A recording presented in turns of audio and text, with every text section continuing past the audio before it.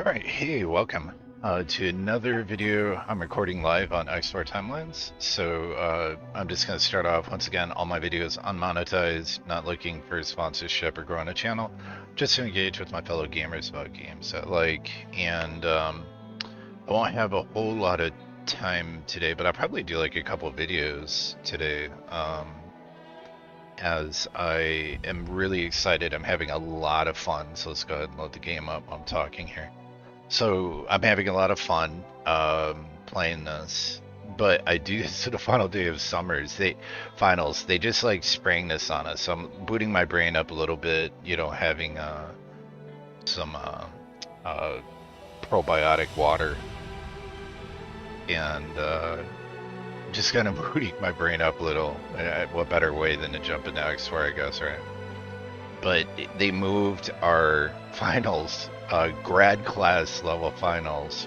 Luckily, it's for two classes, and one of them is really easy. The other one is really, really hard, dealing with family and marriages. But that has been moved up from Monday, and I just, with no warning, no email alerts, no nothing, I just happened to check my student account. Bam, surprise! It's due today. This is the final day for summer. Luckily, I jumped ahead. I need to fix whatever that is that's auto-pausing the game. Alright, so my game is really, really heavily modified. Let me show you what I'm using though, but none of them, with the exception, there are, of course, when you put mods into a game, you can look at different perspectives on is it cheaty, right? So, of course, I'm using cheat, where is it at? Well, I am using, I don't even know how to bring it up right now. I use Cheat Engine, or not Cheat Engine. God, we were just having a discussion about a game me and a friend were, so it's in my head. New game that came out that's already compromised. Cheaters. But there's a cheat menu for the game. It's a mod you can add in there, and I have it for one reason, and that's if something happens, uh, like let's say a ship glitches out or something's happening or a station or something weird, sometimes you can use the cheat menu to fix things. I've had to do it a couple times in the past and it helped. So I'm using all these. They're amazing, amazing mods. Like I am so happy with some of these mods. Now I had to tweak some of them because they're like that one, it's auto pausing it. I don't want that to happen. I think it's auto pausing. It's probably the chill settings, one of these chill settings. Let me see.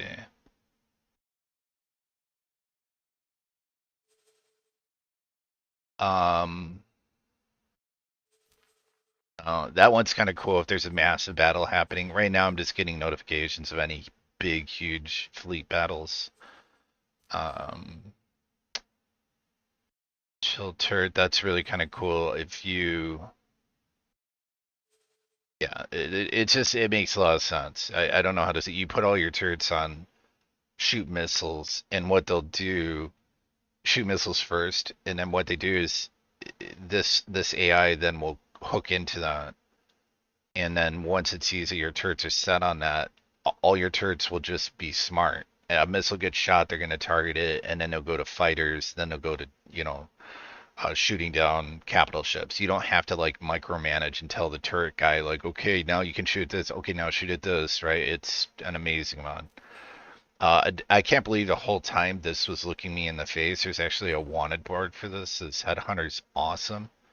Dead Air tweaks. I'm using Tater Trade, so I'm not sure if I'll show you the difference between Tater Trade and Dead Air. I don't think it's gonna. I think I should take one of these out. Qwerty's auto camera. Okay. There was something pausing it. Okay, pause options. Pause on load of game. Okay, that's fine. I don't mind. Pause on alert. Okay. All right. Yeah, I've got these. That's fine. I don't care about that. Um,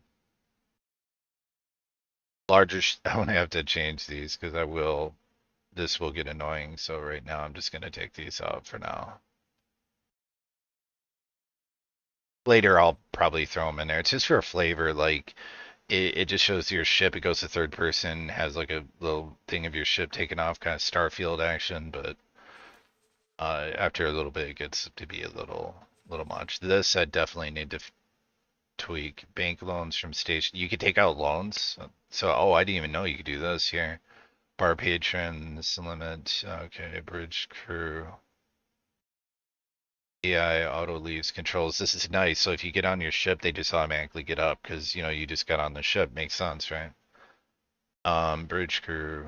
Add hold position to last controlled ship.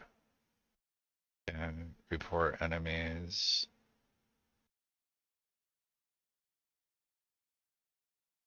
Just kind of looking at. Oh, you get taxis. That's kind of neat. Rumors. Okay, that's cool. Yeah, you can like get like you'll notice when you go to talk people now there'll be like additional reactions. It's really neat, man. Let me see. This I might tweak a little bit more because to me it doesn't make sense that a crew wouldn't bail if the ship's gonna explode. You know what I'm saying? So harass, shield, all this makes sense, but I want to be able to actually, be able to get a crew to abandon their ship, right? If you harass reputation, I don't know if I like this because in the original game, if you catch a ship in lawless space, they have no way to communicate with anyone, right? So that in the original game at least, they would launch a distress beacon if you're in controlled space. So like contact sector security, sector security contacted, blah blah blah. Update, criminal background. Boom, you take a hit because you're in their space. And then they send out a distress beacon, and when that gets to a station, if you don't blow it up, bam, you get hit with another one. Well, when you hit them in an area that's lawless, then you take a big or you don't get in trouble, but this just auto registers and it auto registers everything. So if you're attacking a ship and you attack an engine, that's a rep hit. Take out another engine, that's a rep hit. Take another engine out, that's a rep hit. Like they repair that same said engine, you take a rep hit. So you see what I'm saying? It's um yeah. Harass pilots when enabled, successful harass option and bailing bill will further damage. When enabled, after successful harass operations, the bailing pilot will further damage the ship. No. Why would you see? I don't agree with this. I'm turning this off. If you bail out of a ship, the last thing you're going to do is think about screwing your ship up and hoping that the guy that's shooting you, that forced you to get out of your ship, doesn't blow you to smithereens.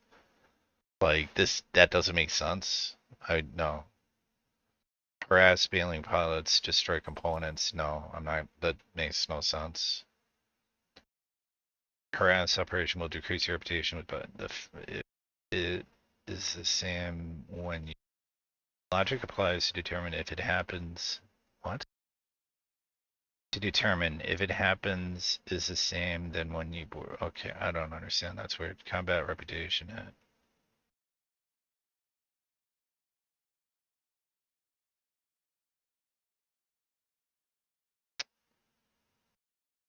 Oh, this is so weird. Combat.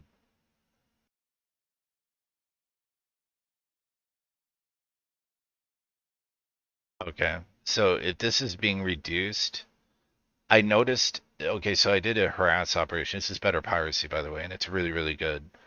But what I noticed is I got the ship to 2% hull, right? Like, and it just was utterly ridiculous, man. Like, they were like chilling on it, like still like, hey, you'd hear them. They like would come through comms screaming and stuff, and I'm like, okay, why are you, why are you staying on a ship that's on fire, blowing up? Like, it didn't make sense to me. So I think I'm gonna actually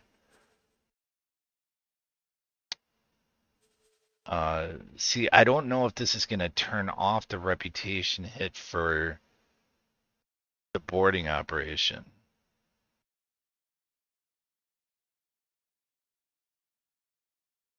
I think I want to keep this on actually. Grass bailing pilots damage. No, that's not gonna. I'll keep this on for now. Grass combat bail chance. That's gonna be increased. I'm gonna put it at a minimum of 50% and then see how that feels. Combat makes sense. Combat pilot bailing pilots damage hull. I could see this now, right? Like combat pilots destroy components. Hmm. I could see this happening. I'm good with that because I thought a lot about this, and if you think about it, they're military. They don't want their ship. Okay, they're gonna eject and hope for the best, like a fighter pilot, right? But they also know if they leave that ship there, that could be something that you could use against their own people, right? So this, I could see them destroying components and trying to maybe self-destruct the ship or really make it or damage the hull, knowing that you're gonna have to at least repair it up for a while. And then you could role play that out by thinking like, hey, they can now let the authorities know the tail number and all that stuff or the signature number. Okay. All right. Anyways, I got that all kind of, I think, fixed. Roaming fleet options. Yeah. All right. So let's get into it. Now, let me talk about some of the really fun things I've been having a really good time with on this in terms. Look at my station, just basic build out, so that I can at least get some of the first research done for Posota, namely the teleportation. But if we look at my research, you'll see there's new areas, and these are for universities that you can build to actually, I don't know, train people. I don't think you can get like 5-star people, but you can get them up to a certain area. I thought it's cool. It's something I'm gonna check out. If I don't want to do it, then I won't do it. This is awesome. I can't believe I didn't see this on the side. I'm like, what is that button? And I hit it and I'm like, what? So basically what I noticed was as I was playing the game, if you look at live feed areas, if you see a number underneath a guy, that guy has had a price put out on him. So this guy's got a 220,000 price tag put on him. Now, am I gonna go fight him? Hell no. Like, but if I was at war with this faction, hell yeah. Of course, they're gonna put up an opposing faction will put a price tag, hoping maybe mercenaries will fight and take this thing out, right? It makes sense, right? Would they think of that? Let's take this out for a second. Do you, for let's say the Terrans or somebody who are trying to do something underhanded, they just go through a third party dealer, right? And they go, hey, Bounty Guild, put a price tag on this guy, right? And that saves them having to deploy something worth a couple million at least, which is probably going to get blown up by all the Argon defenses, or maybe some pirates think that it'll be a fun target to try to go after, right? So it makes it a very more of a piratey game. Combine this with the better piracy, better bailing logic. I haven't added that yet. I'm still thinking on it, but it just makes for a much more enjoyable experience. And this is really cool. Now this price has been going up, so this means I think that this eye is doing some serious damage somewheres, right? Like that would explain why some of these Ks have a higher price tag than the others. I'm pretty sure this guy was at like, I don't know, 18 mil. So it may be that the reward's going up on him as he's destroying stuff. If that's true, that is awesome, right? Because it means he's becoming more of a threat. So whatever faction, in this case the Talati, are saying, look, man, yeah, we need help. Now I need to see if there's a way that you can create bounties, because I think that would be hilarious to be able to put bounties on ships. Um, I just don't know. I'm sure there probably is. I'm gonna have to look into uh, the notes on that. So let me show the trade ships. Now the trade ships are really, really cool. I'm gonna be pretty soon. I'll be grouping these into fleets to do it. But I've been rolling, so it was kind of boring. I've been sitting on the map section of this. Now I'll get out and start questing. But I wanted to explain because last night I wasn't able to really kind of talk because family asleep here, and because I'm caring for a family member. And when they go to bed, I don't talk because, they're not doing so great. So, yeah. Um, anyways, these guys I all named Auto Trader, Auto Miner, and I thought I'd talk about the differences between these and what I'm using uh, to automate them. So for the miners, I'm using the Sanity Sector Auto Mine. It just makes sense. Like you should not hire a mining ship and they don't understand how to go to another sector to sell their product. Like, I mean, just process it to your head. Does that it takes an end game pilot like the ability to use a computer to tell where to go? What? Like I could see piloting coming into play to be like how fast they mine their resources, how fast they can transition or dock or do things like that. That makes sense to me. What doesn't make sense is that the guy's got a freaking computer literally that I buy for him, right? A trading computer, and he can't use it somehow. Like this is some end game activity sort of garbage. Like, come on, that's not it's totally broken. It doesn't make sense. So what this does is enables you to go look, trade this stuff, which I think I'm going to take ice off the table because why? You know, I did have it on there originally, but they can do better. So uh, maybe I guess I'll keep scrap metal on there. So you basically you select this, and then it's really nice. You set your anchor space, and then how far will they go? One gate away from this area. So basically, and my global orders are obviously don't go to Xenonville, so they're not gonna be like, yeah, let's go over here. They're gonna go here, or they're gonna go here, or they're gonna go to Cardinals Redress. So basically, these guys are doing two things. So the as far as the miners are concerned, let me also kind of get into the gameplay. That this will also cover an unmodded game as well. But let me real quick while I'm whoops confirm those no ice orders for all these guys, and then I'll show their earning potential and what you can kind of expect. Okay, that guy's already set on don't get ice. Yeah, I guess they're all like, okay, don't get ice. Now let's look at the earning potential. So if we go over to my player information, go to my transaction logs. All right, so I know this, just ignore the point graph for now right here. What I'm kind of looking at is I want to see anything that has miner in it. So if we look at it here, we're looking at anywhere from at the top end, 100K. I don't think I see a gas guy ever making that much. So their top end for the gas miners is roughly about 87K. With a very low, this is probably ice. That's why I removed it. So let's just say they're averaging, we'll call it 50K, right? That's probably a little on the high side. But here's the thing about miners.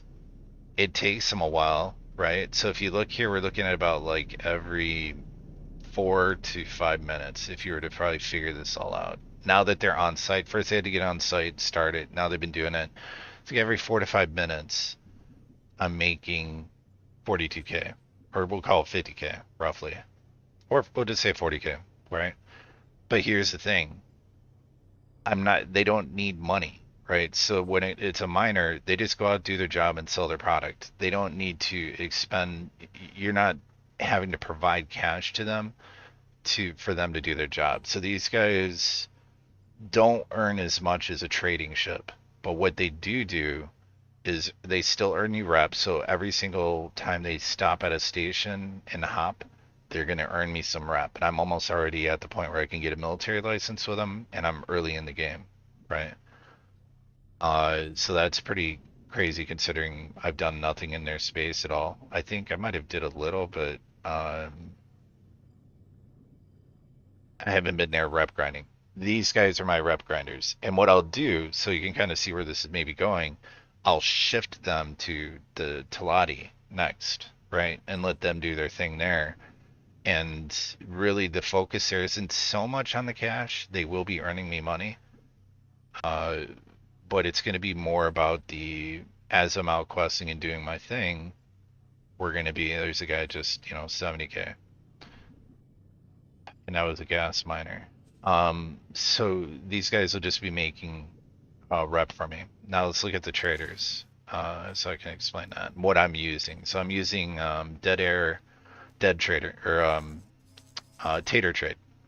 So if we look at one of my, and I apparently have a good Dead Trader or something. I don't know what's up with that, but that's not what I'm using. So if you look at Tater Trade, one of the options, and they have a cheat menu. I don't know what this is all about, but I'm sure not clicking on that.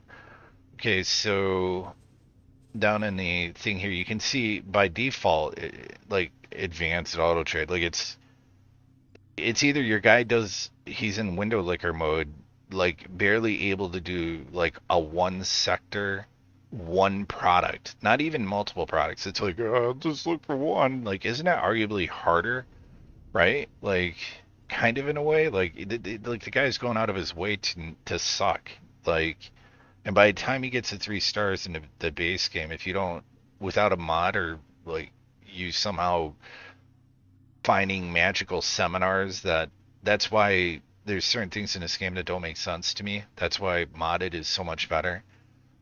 Uh, the seminars are like treated like they're liquid gold, or not liquid gold, but like a like solid gold books or something handed to you. Like you have to find them in like lock boxes and crazy ass things. I'm like, what am I blowing this lockbox up? Some dude, it's like so valuable. The most valuable things coming out of it are these like seminars that train the crew up, because Egosoft recognized that this is kind of ridiculous, if I'm being honest. Most people that have played this game know that if you take a guy that you first hire, he's gonna take until almost mid to end game before he's able to use his trade computer that you provided for him on his ship, right?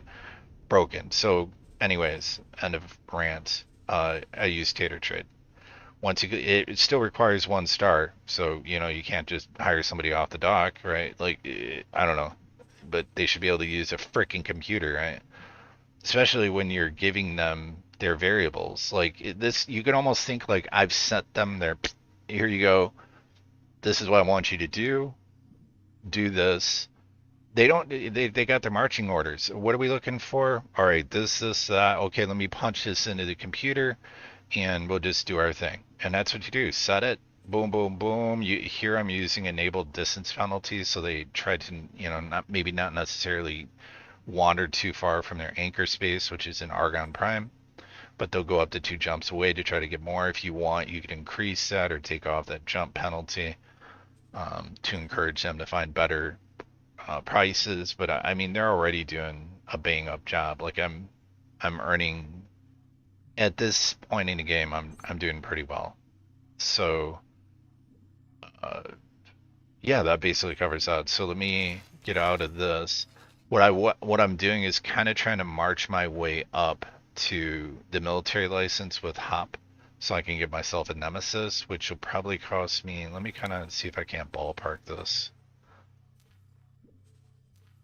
Yeah, see, I'm not going to be able to really ballpark it. I can see the chassis costs, but I wish it would let you populate this stuff and just say, well, you don't have the license yet. The chassis is going to cost me like 800K. I can just tell you from you know, experience that this is going to probably be, it's going to be expensive, but I really like the Nemesis is pretty good. I could go find the Odachi as well. I just thought about that. The Odachi is actually pretty good. And I forget where the Odachi's at. Let me look this up real fast.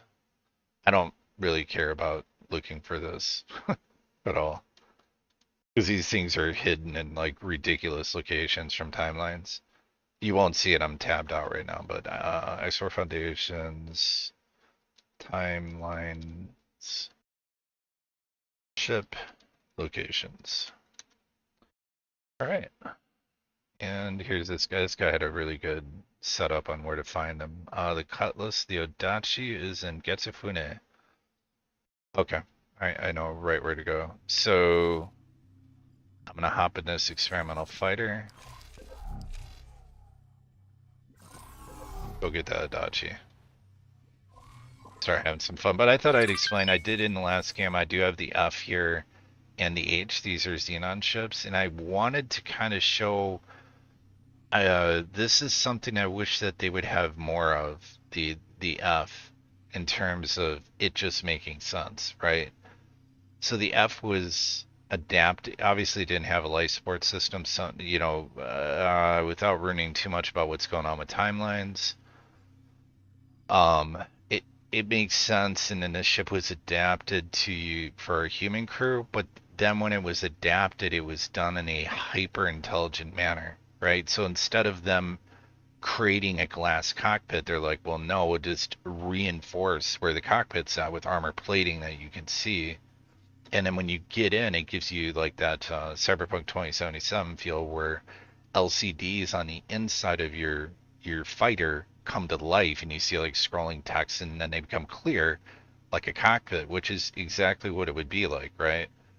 And for all intents and purposes, I would like to see bridges that are not exposed, right? That doesn't make sense. I mean, watch Star Wars Empire Strikes Back and what happens to Homie on the Super Death Star when this little dude with a fighter comes flying right into their crib.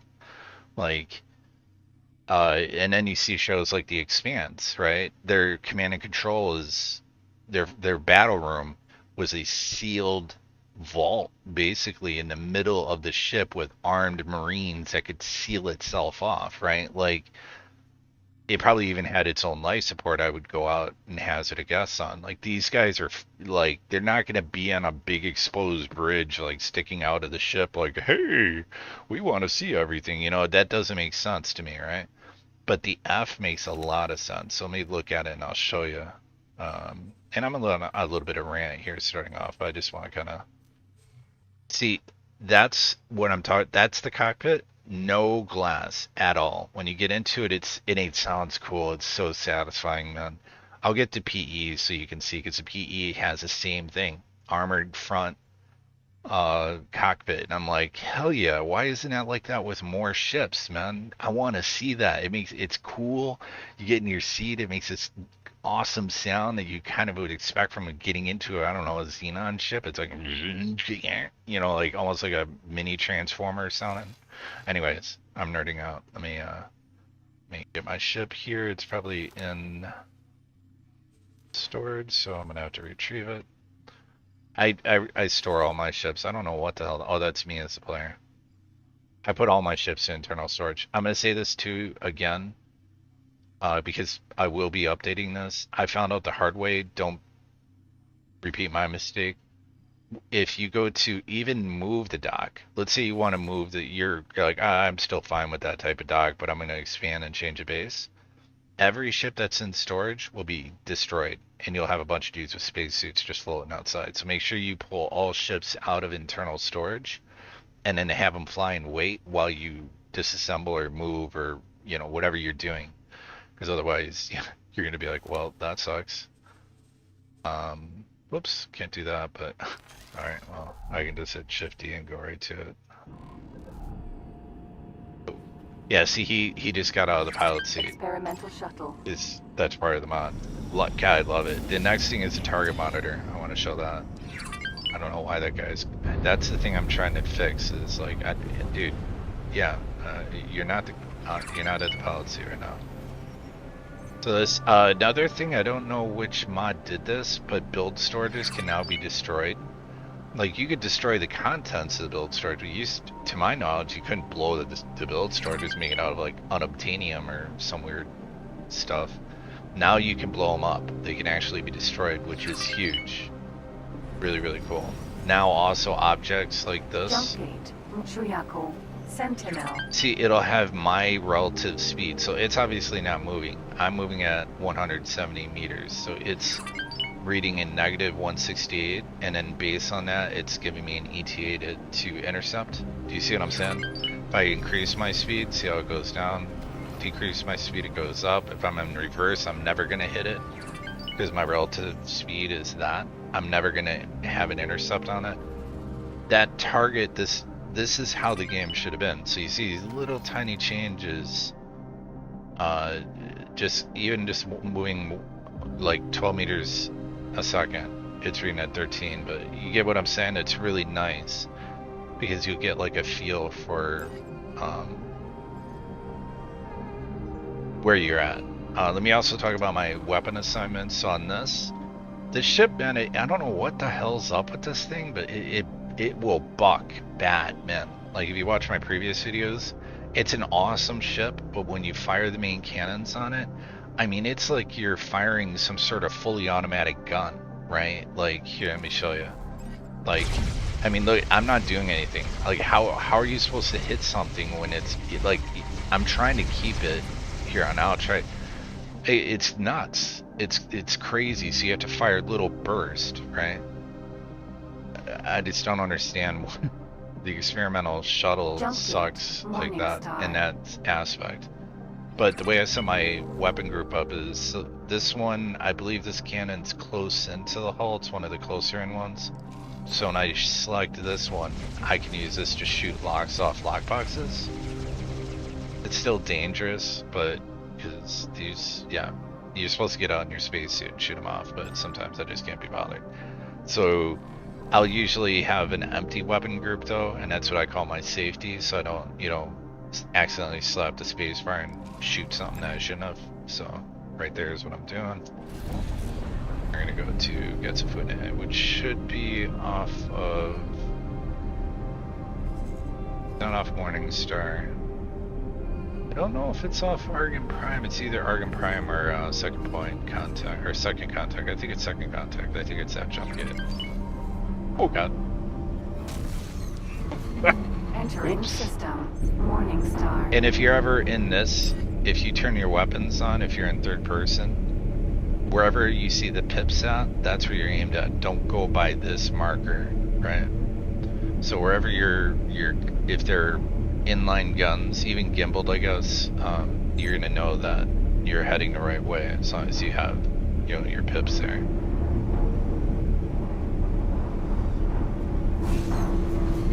Entering system. I take first choice.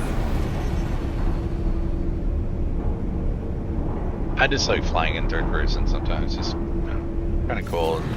Sometimes I'll rotate around the ship because I'm trying to see if there's gates or accelerators or if something's catching my eye. If I see like a station off in the distance, like a pirate station. The only bad thing about this is sometimes you can't tell where the nose is exactly pointed if you're yawing around all over like I was. Entering system. Argon Prime. I'll check it out and see where that one leads. This might go to the Antigone. I don't see them, like, this is really dumb if this goes to Getsufune. Because Getsufune is definitely a gateway spot for the Terrans. Entering system. The Reach. Reach. Yeah, and this is, it's probably not smart to do this when inertia's still pulling you along, but I can slam into an asteroid. But this is what I'll do, is I'll just look around. I can see a couple stations. Usually everything's going to be on the ecliptic, and what that means is you're not above or below picture an invisible plane, and that's what the ship or the like the station is on the ecliptic, right?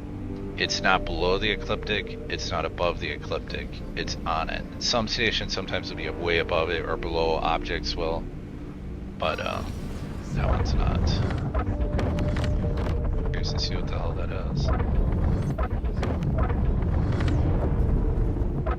It's a Nostra oil facility or something like that. Whoa. Oh, that's a mining ship. Oh, that's interesting looking star.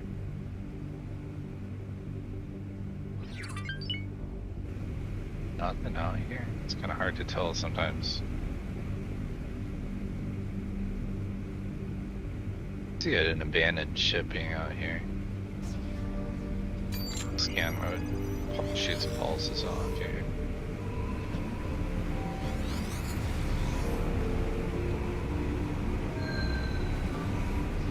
Almost got picked up. I don't know if it's above or below or which way it was. Oh, is it down there? Oh, there you go. That's a little ways out there. It's a lockbox, but we'll go out there and shoot the locks off. Now, if you look on your HUD, this is how you do those. Look on your HUD and look for the item to start appearing as you're accelerating towards it, right? You'll see a little, like, yellow question mark. But I know I'm not even near you. There it is. It's hit. It's in visual. It's right there. It's a lockbox. I'm gonna go to the signal cannon and try to shoot the little locks off. My best bet, the best advice I could give you for this is probably to use your spacesuit to do this. But if you are gonna use your guns, wait until the rotation comes all the way around and then fire a single shot. That's not. Oh, that was a bad example. That's not gonna. And you want to be back just a little bit as well. That was not good. I probably damaged that a little. To 0 speed. Actually, what I should do is have. If you can kind of figure the axis out, you can kind of do a little bit better job than I'm doing right now. Yeah, not too happy with that axis. But not much. Yeah, see that pip all over the place. It's a gun gimbling like a mother effer. It should go right.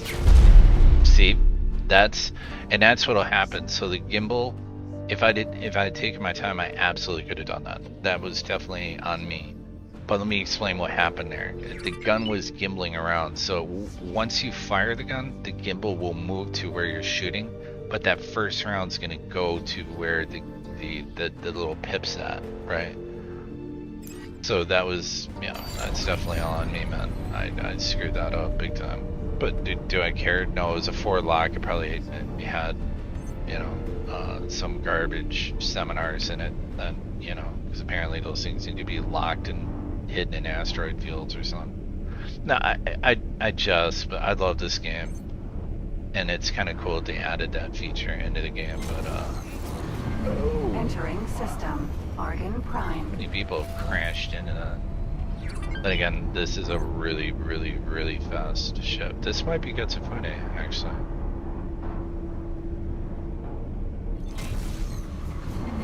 Entering system. Artikvas Faith. Yes.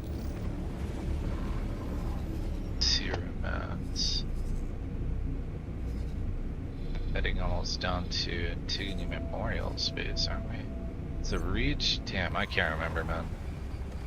Anyways, I just know this isn't Getsufune. Getsufune will be off second contact. 2.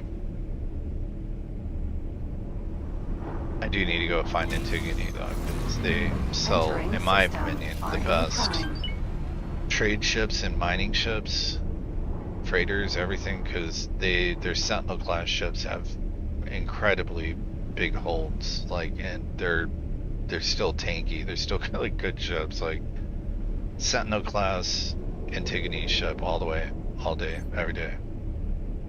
Like they beat out everyone. I don't know. I didn't keep deep diving, but I did compare them to a lot of the races, and I was like, Entering system. Second contact. I'm gonna hit an asteroid flying sideways like this.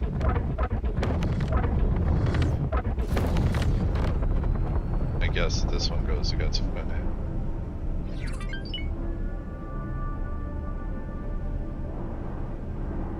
That's right.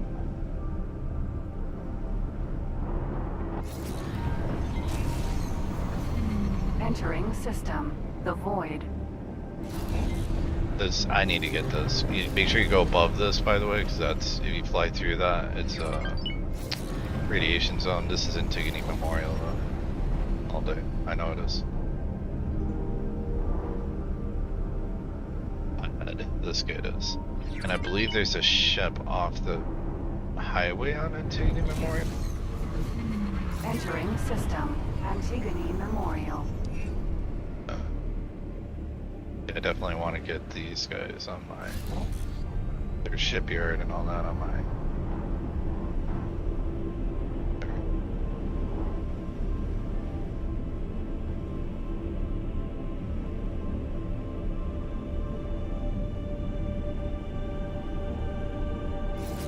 Anti-aliasing is kind of a little bit weird. That or a graphic mod I'm using is making things look a little pixelated.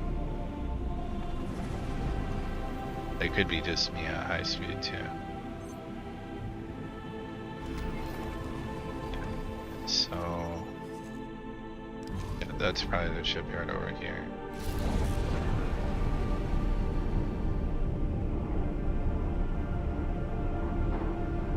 That's rather unfortunate. They got KHK, a facility over there at my right, straight ahead, right where my cursor's pointing. It's probably, yeah, that's her shipyard. Or wharf, sorry. Okay, so it'd be through Hakoba's choice. Tell me, oh, it's right, it is off of, well, this will take me to the Pioneers of Sagaris, which is fine. I can, just gonna be going kind of backwards. I just need to remember where the hell I'm going. So there's a gate. It's really hard to see against the planet, but this will take me to the Pioneers of Sagaris space. I'm just have to transition my way over to through their space and then the Terran Protectorate. I know this gate well. In my last series, I had a big defensive thing here to shoot down anything Terran. Entering system. Sagaris.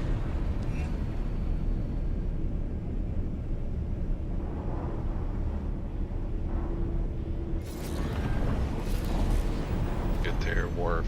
This looks like an equipment wharf.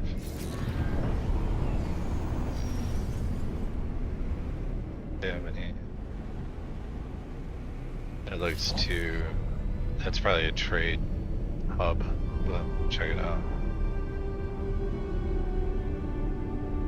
Definitely not a ship, or it might be a wharf. Probably trade hub. Yeah, it's trade hub.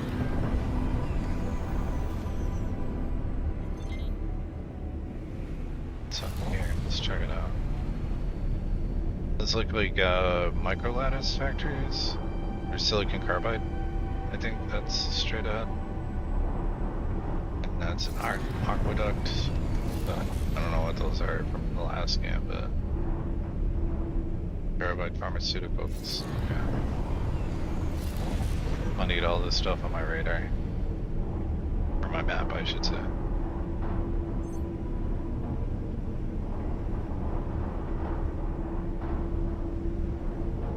Okay, because it's the next sector over where they have their wharf. There's like 3 Pioneer Sagaris territories, and that's it. And the Terrans just have like an insane amount of space. And a lot of subsectors, which is kind of weird because they should almost make the subsectors like, it's weird, I don't understand it. Because they're as big as, the subsectors are as big as normal sectors, so. Here, I'm trying to get a feel for what I'm seeing.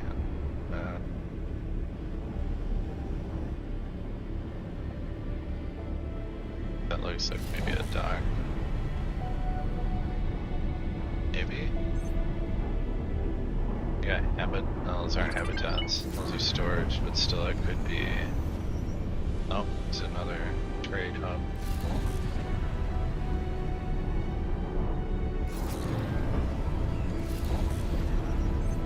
That is definitely not what I'm looking for. Silicon carbide.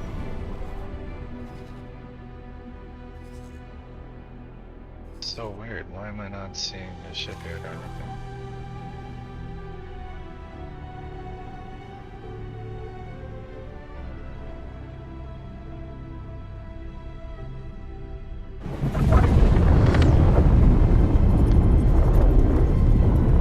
That might be a shipyard. Can't really tell.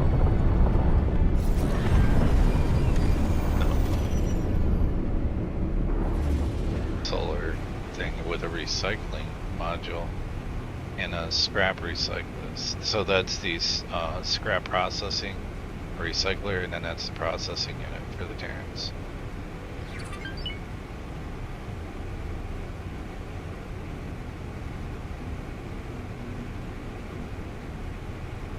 Okay, let it run. Get you to the good.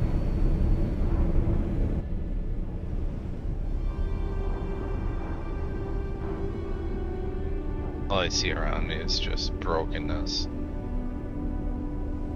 Because the Terrans, I don't know, I've said videos before, the Terrans are broken as can be. It's their logistics Entering system. system. Okay, there we go. That's definitely a shipyard.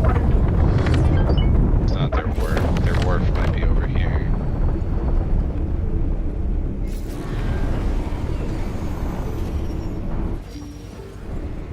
No, that's metallic microlattice. I can tell from the dual siding. It's so bad that I can just tell by looking at it.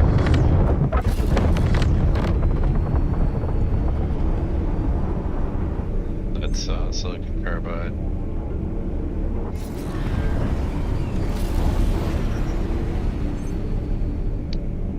That's actually their wharf. Wow. I was gonna say, what the hell is this? It's just, yeah, that's their wharf. Okay.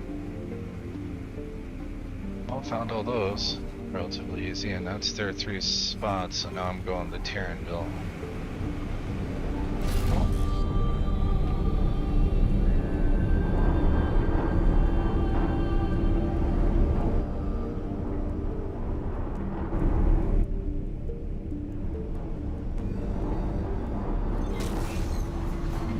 Entering And I system. really just Zone. could care less where their stuff's at right now. Though I might want to get a trade ship down here, because I could probably make a lot of money moving their product. I don't plan on selling. You know, I mean, it's bad. Trust me, like, I've learned my lesson. I learned it the hard way. I'm not gonna repeat that, man. That was pretty brutal.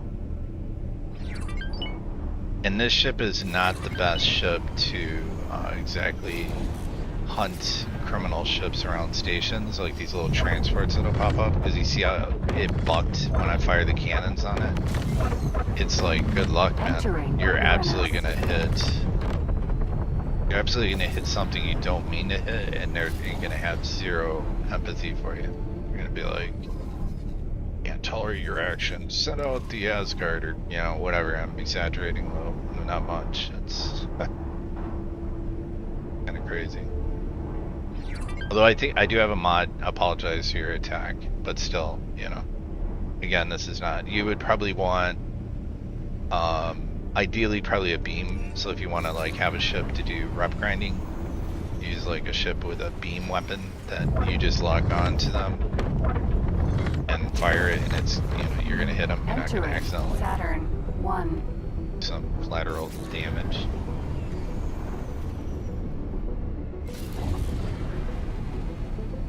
Trying to remember my way back. You can definitdefinitely, they'll let you know to GTFO if you're going the wrong way. Oh, what?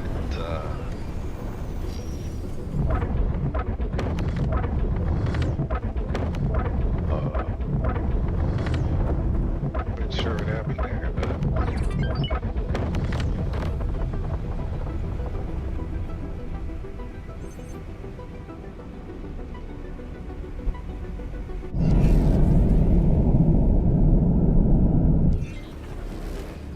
Entering Titan.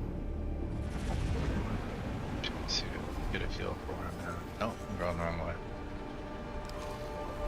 Definitely don't want to be a Titan. Maybe that's what the gate was trying to tell me, like, bro, this is not the superhighway you're looking for.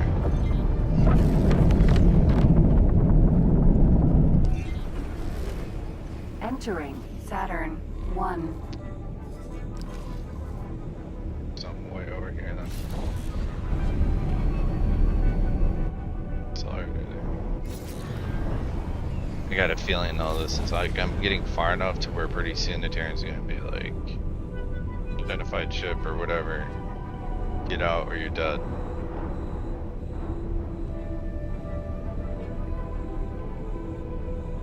I'm just trying to find the asteroid belt, alright?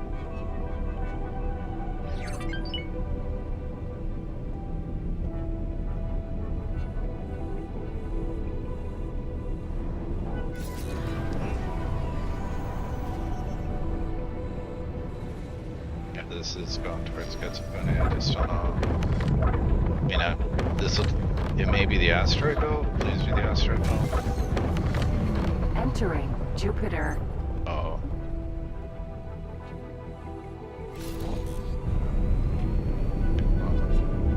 Magically find whatever I need in that space. Equipment dock.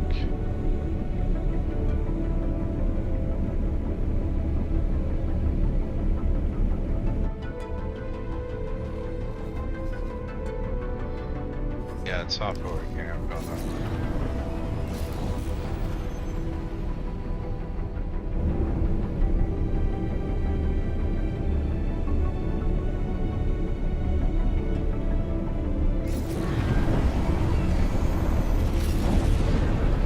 Can't be this accelerator. Yeah, it is.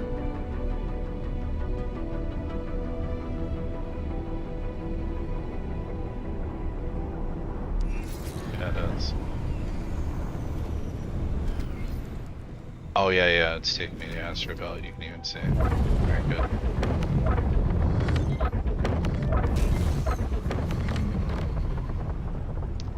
No, Getsufune would be next, and then I can get the Adachi. Oh wait, I don't know if I've got any crew on here. Entering Oops. asteroid belt. That's alright. See, I did like the long way around, which is fine, because I got all that kind of filled in, but...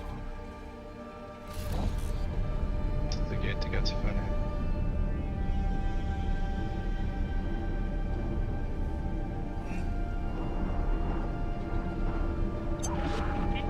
Whoa! Yeah, that came out like... Entering system Getsufune. I should help him with that. I'll get help or a lot of credit if I do.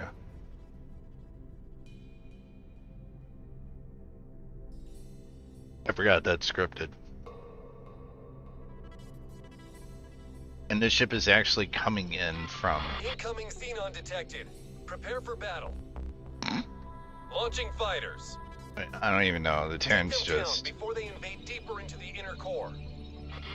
broken as can be. You don't even need to launch fighters, man. Come on. Let's be honest about this. Keep it real. You can see how that would freak him out, though. I know where they're coming from. I don't want to ruin it for anybody. I could see them like, whoa, what in the hell? Entering system Sol. See him like getting wrecked. Like, I mean, epically wrecked. Do my game and see if I can't get the kill shot in, because if I get the kill shot, I mean, it's lame, right? But whatever. I'm all about it. Let's do it. This dude's so super dead, though. Like, they would never even have to worry about. They're like, stop forgets the inner planets. Like, dude, like he's. You guys were surprised by him showing up, and oh yeah, there you go. Just Well done, everyone. make sure you get way away from these guys. That's fire and smoke making it look so awesome. Look at all the fighters, man. My God. This thing will damage, even at this range from my shields. That's that fire and smoke, though, electrical explosions, all sorts of stuff. It's gonna need.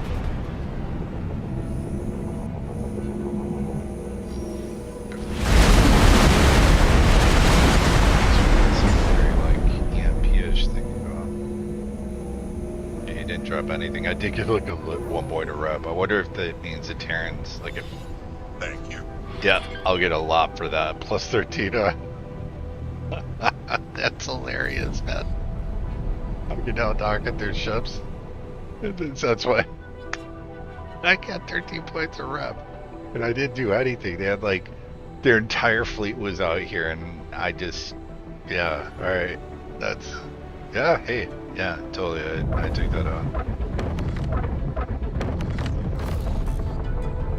Oh my god. That's kind of... Entering system. Get Sofune. So the Adachi is out here, but I need to find like a... Oh wait, I can land at their docks now, that's right.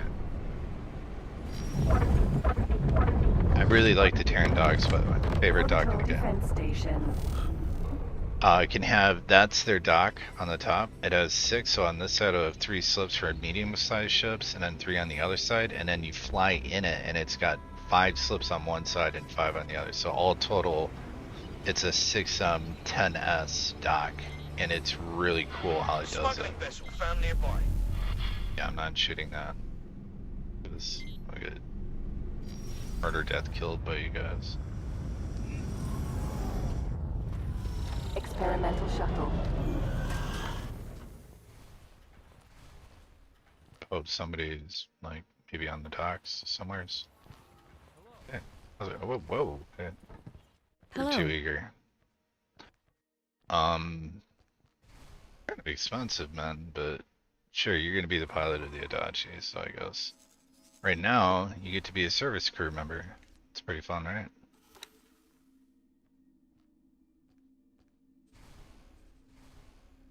You won't regret this. I'll work hard for you. Uh-huh. Oh, well. I hope so.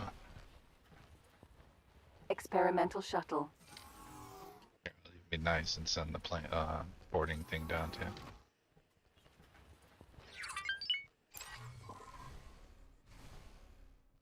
Down yet? No. Captain. Hey. Creepy guy. Like, wait. Wherever you're at now.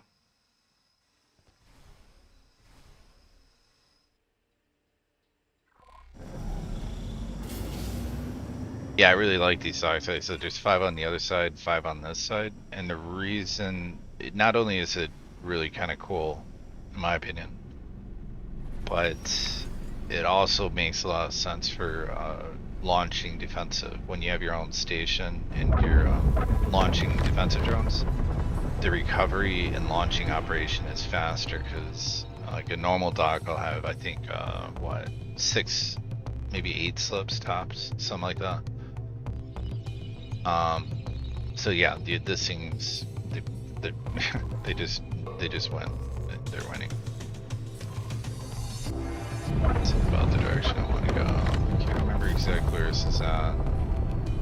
I'm gonna be looking back and forth. It's at the edge of my the Adachi will be at the edge of a resource field, I believe. I believe it's right here. It's like right around this area too. Look. Okay. Yeah, I know the area, so we're kind of heading towards it.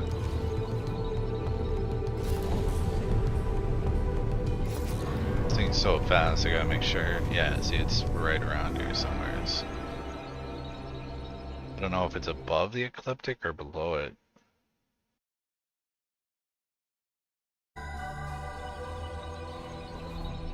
Okay, so, whoa, it definitely would be below me, that's for sure. I'm way above the ecliptic there.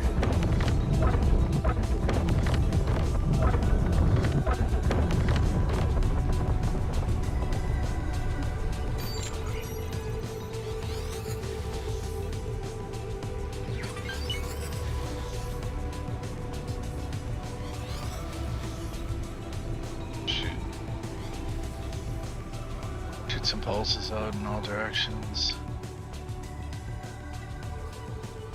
So it should be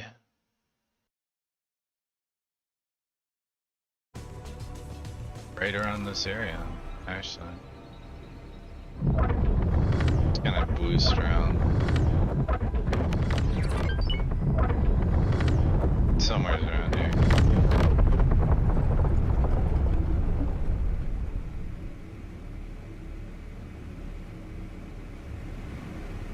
I'd have to throw an advanced satellite down. I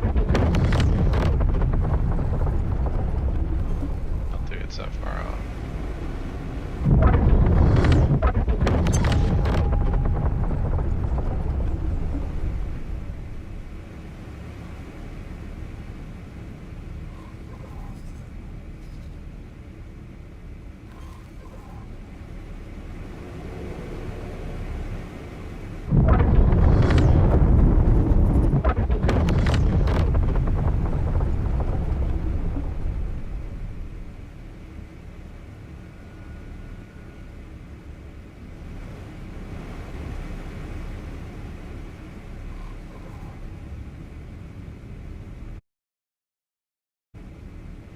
Should be right around here before it starts bending downwards. Gotta be close to it, that is a station.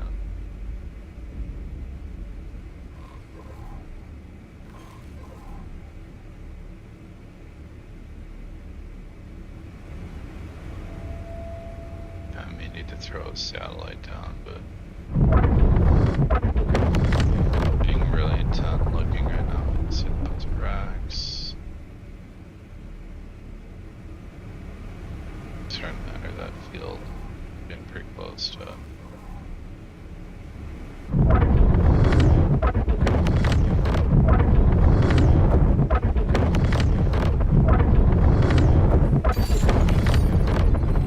A little bit off to be honest.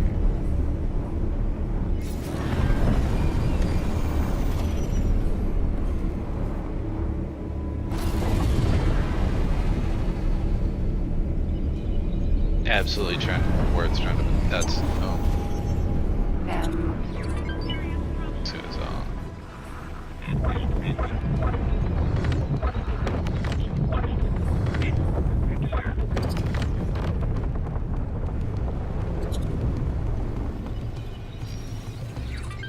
Hate fighting this. It's kind of a pain in the ass. So you have to fire it first, and then Xenon do their little like. Look at me, I'm gonna boost away from you constantly sort of move.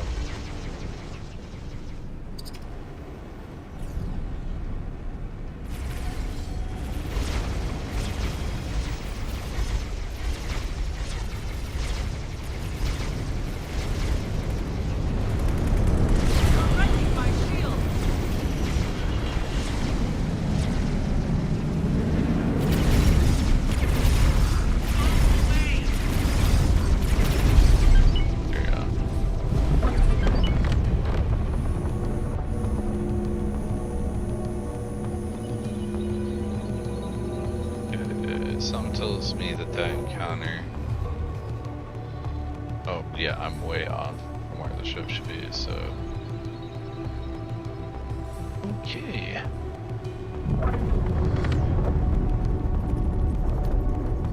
Yeah, I'm probably gonna have to throw a satellite down.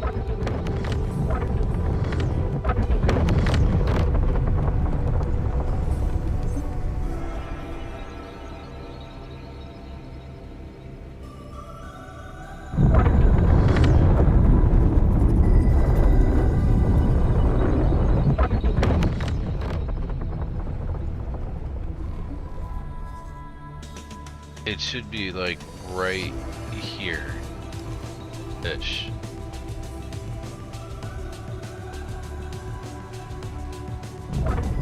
Yeah, this man satellites to it. Sucks. Oh, there it is. Odachi.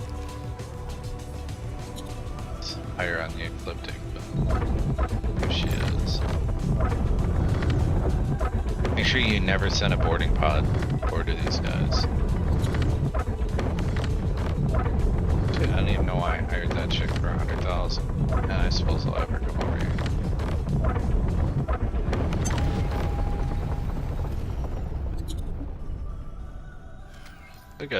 Like a just a sleek looking it reminds me of like an F-22 sort of like a futuristic, really nice. Better, let's make sure I don't have anything vectoring in on me. I do not.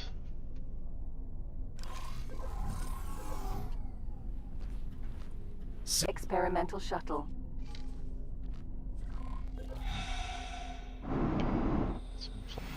I think the hull's a little damaged. Might be wrong. It's not. Okay. So you just need to scan its always where you will enter the ship is, it doesn't matter what ship it is, you just look for that. Don't send somebody to claim it or the hard points will blow. Even on an abandoned ship. It's really, really dumb. Especially when it's a one-of-a-kind ship. This is not. You can actually make this one. You have to research it with Boso, but Docking granted. it seems like a no frills sort of Odachi. ship, but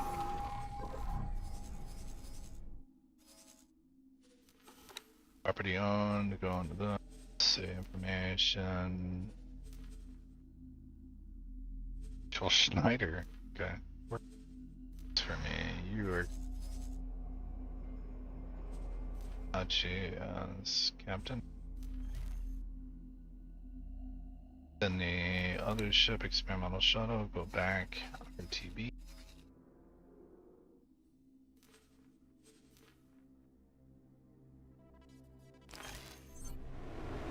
And this ship isn't exactly, like, the one thing I hate is that these, I've said this before, these metal cockpit parts, it makes you just go like, why in the hell would you have that in the first place? Like, this should be an LCD, right? On the other side. Like, you could easily just slap some LCDs. Bink, bink, bink, bink, bink, bink, bink.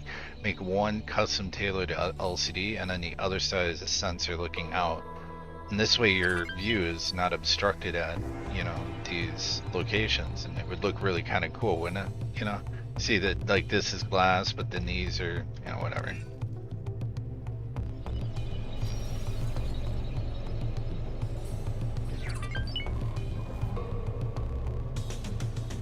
But this guy, this dude has,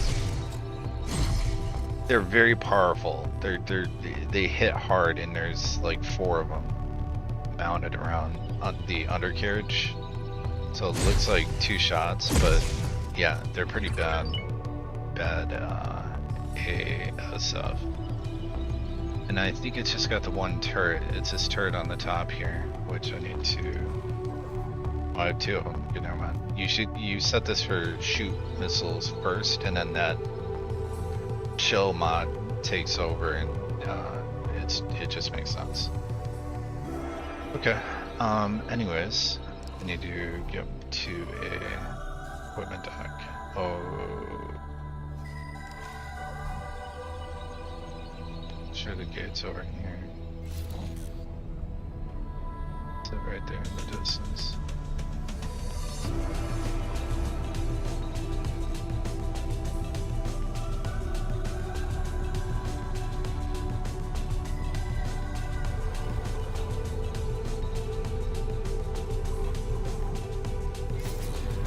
Yeah, it's a good ship. It's a lot of fun. Flies, it's got mass to it, so the inertia is gonna. It doesn't retro fire that well. So if you're trying to move around a station, don't expect to be moving like exactly like a fighter. But you know, this thing's pretty slow actually compared to the experimental fighter. But then again, you're not going to you know, kill, like, buck all over the place for some idiotic reason. Oh, there was a massive battle here. Entering system. Not the Savage system. Spur.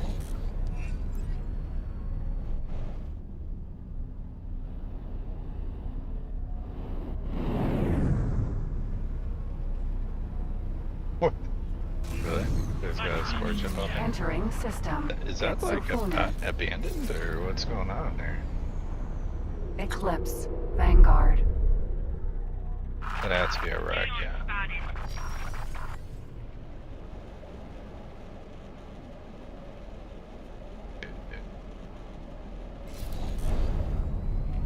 Oh.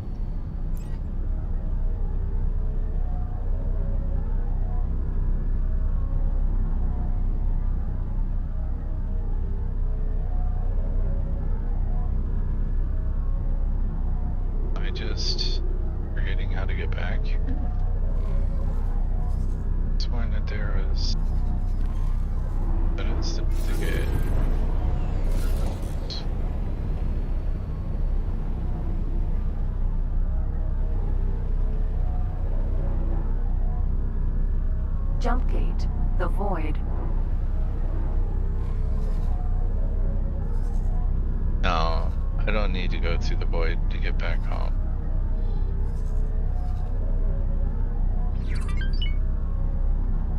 I don't think. I thought there was a some in this direction. Oh no, there's not. Yeah, son of a gun. Alright, well, Autopilot. turn Engaged. lazy pilot on. And since I do not need to buy anything just as of yet, I'm gonna keep rolling my money into the passive trader or passive income. So 1, 2, 3, 4, 6. I'm gonna order 2 more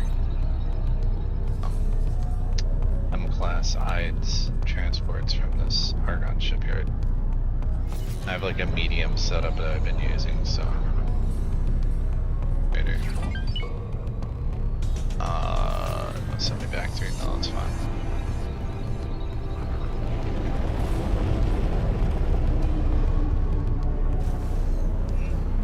Entering system. The Void. And I'll probably just form these guys into fleets pretty soon. And then I'll add 2 more drill miners, 2 more gas miners, and then I'm just gonna be done with my M class. So they're just gonna be they're passive generators, but equally as important to me. I'm gonna ram right into that. Okay. Equally as important to me is the rep I'm getting from these guys and doing their thing. So I may actually put them down to grind rep with the Terrans now that I can talk with the Terrans from blowing up one ship. Because by sending them to Terranville, they'll be able to grind that rep really quick, deploying like a trade fleet there, you know.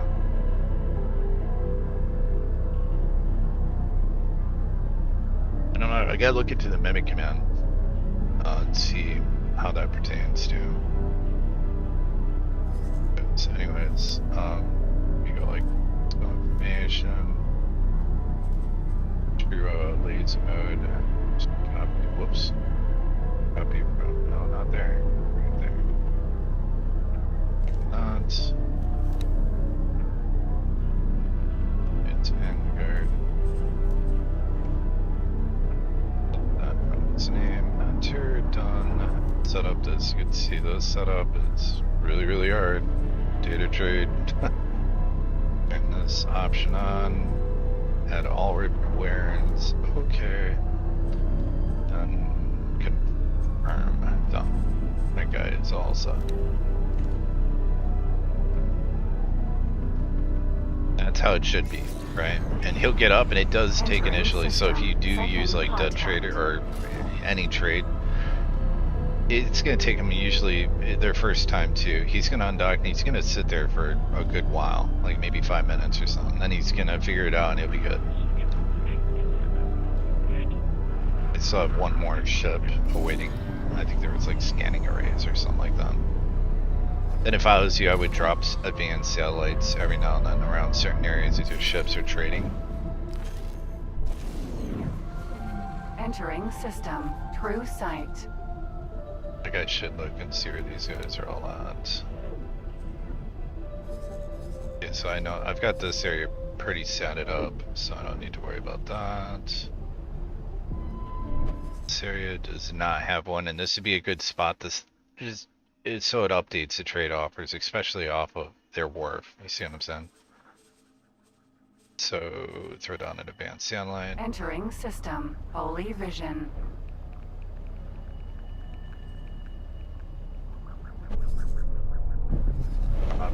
There may be some stations here. If there are, I'll deploy another one as we get close. I don't think so because we actually would have shown up. He's been here before, so.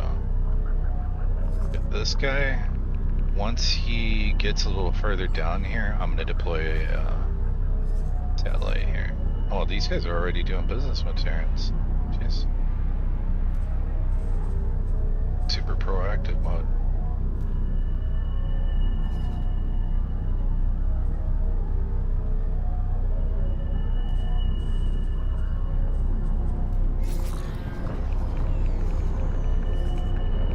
It should populate other stations. The satellites, I also have an advanced satellite thing. Satellites cost a bit more, but they'll find stuff. Like just mark stations, and then that's it. Like you have like a one-time scan, which is really nice. So we don't have any satellites down in this system, so I'm gonna actually smarter for this guy to drop one. It sucks. Got normal satellite. And this guy drop an advanced one as well. Yep. The reason I do that is just so the traders have like up-to-date offers. Autopilot. Disengage. I'm gonna land and get my promotion. I can't teleport around. This is kind of... It sucks in the beginning when you can't. You're used to being able to do that. You just are not able to.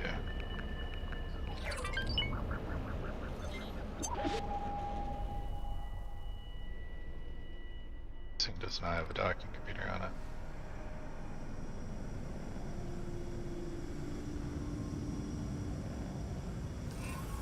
Sir. Is she like sitting underneath me? That's kind Odachi. of... The legs are messed up on it. Oh, they fixed them. They used to be all wigged out. They were like they were moving really fast, but they should have. I think I can get the weapon on.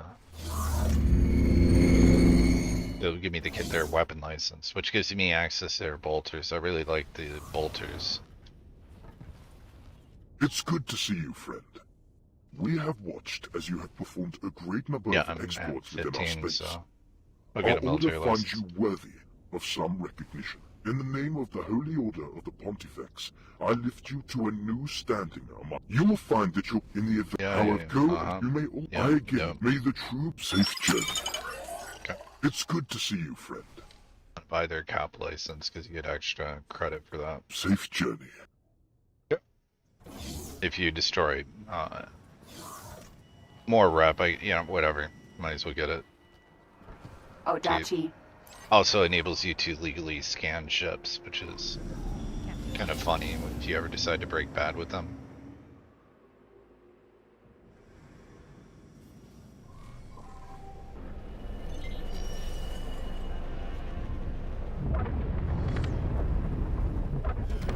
Let's thrust on this, and let me look for the next thing here.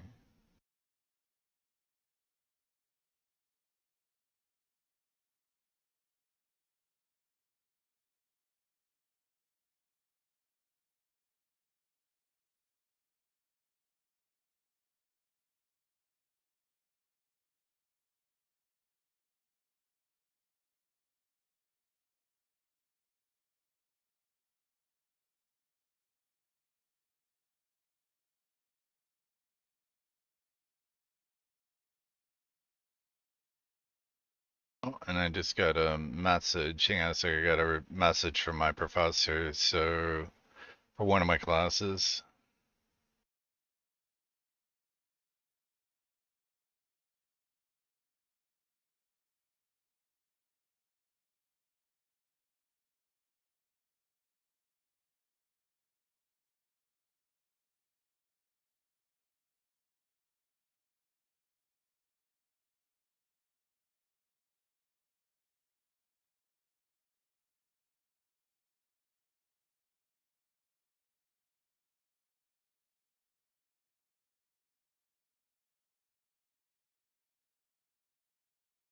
Okay, sorry about that. Yeah, real life stuff trumping that though, especially when it's my professor. So pretty soon I'm gonna probably have to hop off here. And then I'll be back on. This is gonna lead me into, is there anybody that's currently watching this? Yeah, there's 2 people. So anyone, you guys, I'm thinking about, and I'm actually probably gonna liaison, with my doctor. Well, it's my professor's. She has her doctorate, so I refer to her as doctor. But I'll talk to my professor and liaison with her, and I'm gonna see what the HIPAA laws are. But there's a lot of us come to gaming to escape, right? And I want to see maybe about having like just like a fun event or doing things where I'd never am going to ask for money or want money. I'll refuse it. Sponsorships can go off. If you ever see me sponsor something, it'll be me not earning any money from it, and it'll be something mental health related, right? So, because that's what I'm currently going in. My field is graduate level studies for substance abuse and mental health. But I own my own business that makes way more money than my career ever does. So anyways, anybody, you guys ever need any, if you'd be interested in a stream, I could hop on, and I'd have to kind of look at some ways for people to maybe PM me directly some way. And I can maybe just talk about generalized mental health, because there's a lot of stuff that a lot of people don't know when it comes to mental health. And I'm learning more and more every day, but I want to share what I'm learning and try to help people if I can, because it's science. The science in the fields are moving extremely fast, especially with sociology and psychology, and namely lots of targeted theorems developed on regarding everything from addiction and just the way our brains work. All sorts of really wild stuff's kind of coming out. So, and I know a lot of people are just in pain, lonely, pain, whatever.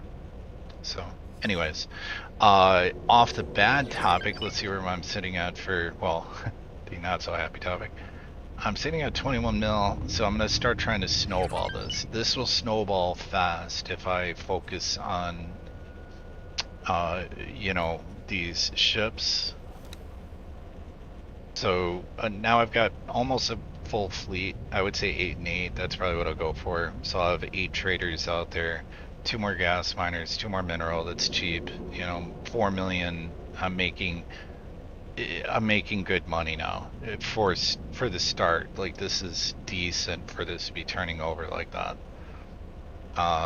Then the next step will be to, now that I have a trade fleet, replace any ships if they get destroyed and use them for building rep targeted with a certain faction, right? That's what I'll be using them for. So they'll become more of a tool, primary, secondary for earning money. Money I do earn is going to roll straight into station mode, right? And I will be switching up, and I have to decide what I want to do for station building, because I don't want to do Claytronics anymore. Or I mean, not Claytronics. Well, I don't want to do Claytronics, but I don't want to do the Computronic substrate that the Terrans have, because that I will do it, but that'll be later as a station for myself, right? To provide myself, because the Terrans have the best shields in the game, hands down. They have a lot of best of everything sort of stuff. They have the best warship, the Asgard. And let me jump out of the seat here so I can tell her to Sir. go ahead and dock. Take the ship to station and dock. Sitting here talking. Oh, that's because it's already there. Dachi, where you at here? Wait. Okay. So while she's taking us back home, yeah, so I need to figure out where I want to stick myself into the 7.0 version of this game. So I think what I'm going to do is I'm going to look, what you can do, and this is the nice thing about having satellites down close enough to get updated trade wares. So what I can do is I can look at the station and I can go, okay, what are the trade offers for the wharf itself? And I'm going to look for a commonality to target, right, to insert myself in there. And we can see smart ships are needed. Weapon components, I think, are always needed, right? So I may just make a weapon component and smart ship factory. I don't have buy offers for this place. Wait, this guy's close enough. I might be able to drop a little satellite. Yeah, I don't know if that got that.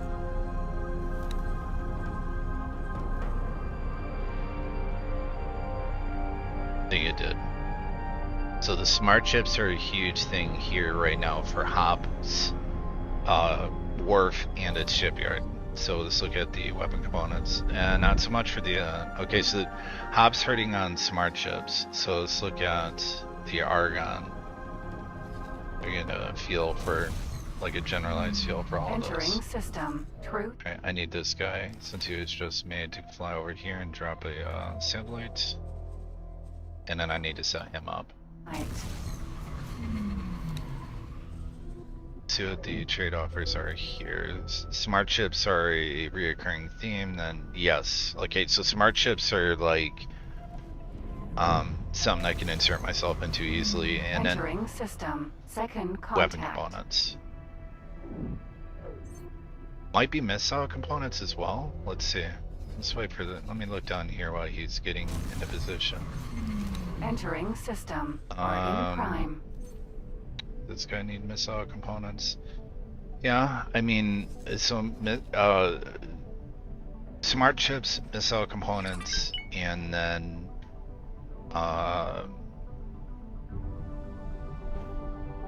smart weapon Entering components. system. Hatikva's choice. brain freeze there for a split second. So yeah, that'll work out. So, and that's a cheap thing, and I'll just build that onto the PHQ, because what I'll do is eventually we'll morph that into a closed loop shipbuilding facility, right? Actually, no, you know what? I'm gonna build this right off the highway. It'll cost me money to do that, to get a plot. I was just thinking about that. No, I don't want to build it at Blair HQ, because Blair HQ is like a little ways off, you know? I want to get this right near our main highway. Entering system. So- Morningstar. See what's going on here. Let's rename this dude.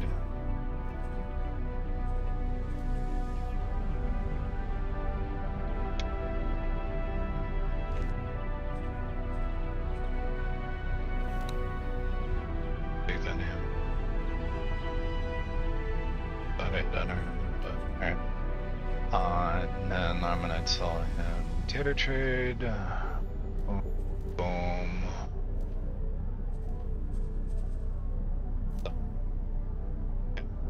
And now that he's all set, I can just look here and say, hey man, what do you guys need? I'm gonna guess that smart chips are an issue and missile components. Yeah, jeez. I could probably make a killing off the smart chips. So at this stage, I need to amend her orders and tell her, hey, slight change in plans here. Remove all orders and assignments and take us to their leader. Normally I would have the, she just totally have to like change. That's kind of funny. Well, what's up with? Oh, the Adachi had to turn around. We were almost at the base. It's pretty funny. Hopefully I've got enough rep grinded up with these guys. If not, you know, I'm just still gonna look at it. Now, the best way to get blueprints in this game, hands down, is to like have your little scrub-a-dub guy, Bozo or whatever. I shouldn't call him a scrub-a-dub because he's super smart, but you do these hacks and then get an EMP. Just save yourself millions, tens of millions of credits you'll save by doing that. Now you can't get shipyards for some idiotic reason. I don't understand why that. They just don't want you to be able to get something that's worth 200 million, right? But I don't see why you used to be able to. You could get them. It was really hard, but you used to be able to get it. And then they changed it. Maybe there's a mod that you can do that with. Because also now I have reverse engineering as a mod. So that means I can capture ships, bring them back. It'll rip the ship down to its bones. Ship's gone, but I think it might be scrap, so you can use it as scrap and reprocess it, but it depends on the ship. You'll either learn a percentage towards what was on the ship and the ship chassis, or if it's something simplistic like a small fighter or something, you might just learn it being, you know. Anyways, yeah, just wait to get over here. So yeah, I'm starting to turn enough profit. Just kind of want to tell him to Entering system. Argon focus Prime. on production module hacking. Then what you want to do is get an EMP. Find the module that you want. Save your game. Make sure there's little cops around you when you do this, right? Launch your EMP at the module you want. Right click, detonate EMP. It'll create like 4 signal leaks. Now sometimes the leaks will glitch into the geometry and you won't be able to get at them. So if you have that, that's what I'm saying, do the save. You just reload your save, maybe shoot it at a more flat surface. But even sometimes shooting at a flat surface, you'll be like, ah, damn it. But anyways, yeah, you'll create a bunch of signal leaks, scan all those leaks, and if you have the hacks done, you'll be good to go. So yeah, that's what I would recommend. In the production module hack is huge. Get the storage module hack, huge. You're gonna need all 3 to get access to over here. And the habitation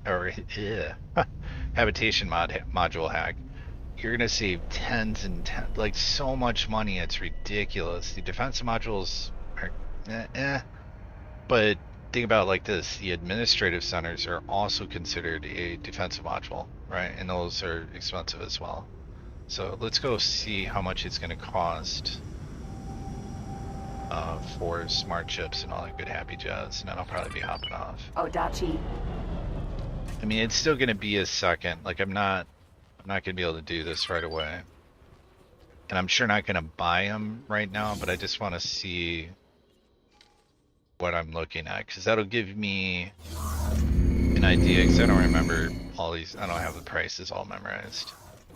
But the more expensive the blueprint, generally rule of thumb is that it's oh, let me get my rank. Yep, yeah, I'm great. I'm fantastic. You'll take if I piss you off, you'll take the rank away. Gotcha. Bandy mercenaries for hire? What's this? It's part of the mission. Yeah, I want to select a mission type. Okay. I'm gonna have to check that out later. That's pretty funny. Show me your licenses. Yeah, I want to be a cop. Good luck out there. Hello there. I'm like if you saw my guy, I'm the Tides of Avarice dude. I've literally got like 3 40mm like grenade launcher shells on my shoulder. Like I'm wearing like some Mad Max like metal pieces tied onto my leather outfit. Like, hey man, what since you trust me so much, what do you got here? Modules, production modules. Okay, so we're looking at smart chips, which I'm sorry, what you don't. I mean, that might be your problem, lady. Am I just blind? Or okay. Alright, well apparently the Argons don't know how to make smart chips, so that could be an issue. And I'm pretty sure that smart chips have a production chain that goes back, so yeah. Alright, let's check this out. There's another way to do this. I'll just awkwardly stand in your corner, here, I'll just do like this guy. I'll stand staring at, is there like a console? Pretend like I'm really interested in this version of Fighter. Alright, so if we go into the encyclopedia, let's look at the Where's tab. Where's smart chips? Okay, smart chips take silicon wafers. Alright, very simplistic supply chain to do a closed loop. So when I say closed loop, when I go to do this, I'll be back on later after I get all my grad stuff done and talk to my professor and stuff. But basically what you're looking at here, there'll be a calculator, and what the... Okay, like way to show like respect to the Argon. The head of the Argon Republic people is like right here, and like whatever. Anyways, there's a station calculator. So if I plug in and I say, hey, I want to make 6 smart chip factories, it's gonna figure out that I need so many silicon wafer factories, and of course silicon wafers are just you'll need to provide miners to meet whatever is the demand, right? So there's a high demand on this, so we'll have to see. I don't know how it's going to play out. But this is one place I can insert myself. The average price sucks. That's garbage, man. I'm so used to seeing 8,000 credits, man. Like, that's what you get for Computronic Substrate. Like, that's how broken it is. Can I show you? No, I don't have it on here. Yeah, it's super broken, man. Let's look at the weapon components. 200. Oh my God. This is gonna suck so bad. All right, plasma conductors. What does it take to make plasma conductors? We need superfluid coolant graphene. See what I'm saying? Like, this is a more thought out system that makes sense, right? It takes wares. It's like playing Satisfactory and having like tier 3 goods or whatever you want to say. Like the higher ware goods take a lot of processing to get to that point, right? It's not like a car is just like, die stamped out, right? It's like, here's a car. It's door, and then doors made of all sorts of, paneling and plastic pieces, injection molded plastic, and, it's just stupid. So but if you're the Terrans, you get to use this magical substance called Computronic Substrate that is, like, utterly ridiculous. All I can think of is they should say that it's, like, nano, like some sort of nano putty that like they just turn into whatever the hell they want it to turn into. Like even they might as well just let them eat it like as well. Like it's so ridiculous, man. Because I think the Terran MREs are super broken too. It's like normal people need like wheat, and then they'll need like a meat processing, and then of course they want like spice, right? Like because who does you need spices, you need wheat, you need water, you need some other crap. It's like to make the food for your people on your thing. But the Terrans are like, yeah, we just need energy cells and something else. Like, I don't know, I guess they're like Xenon,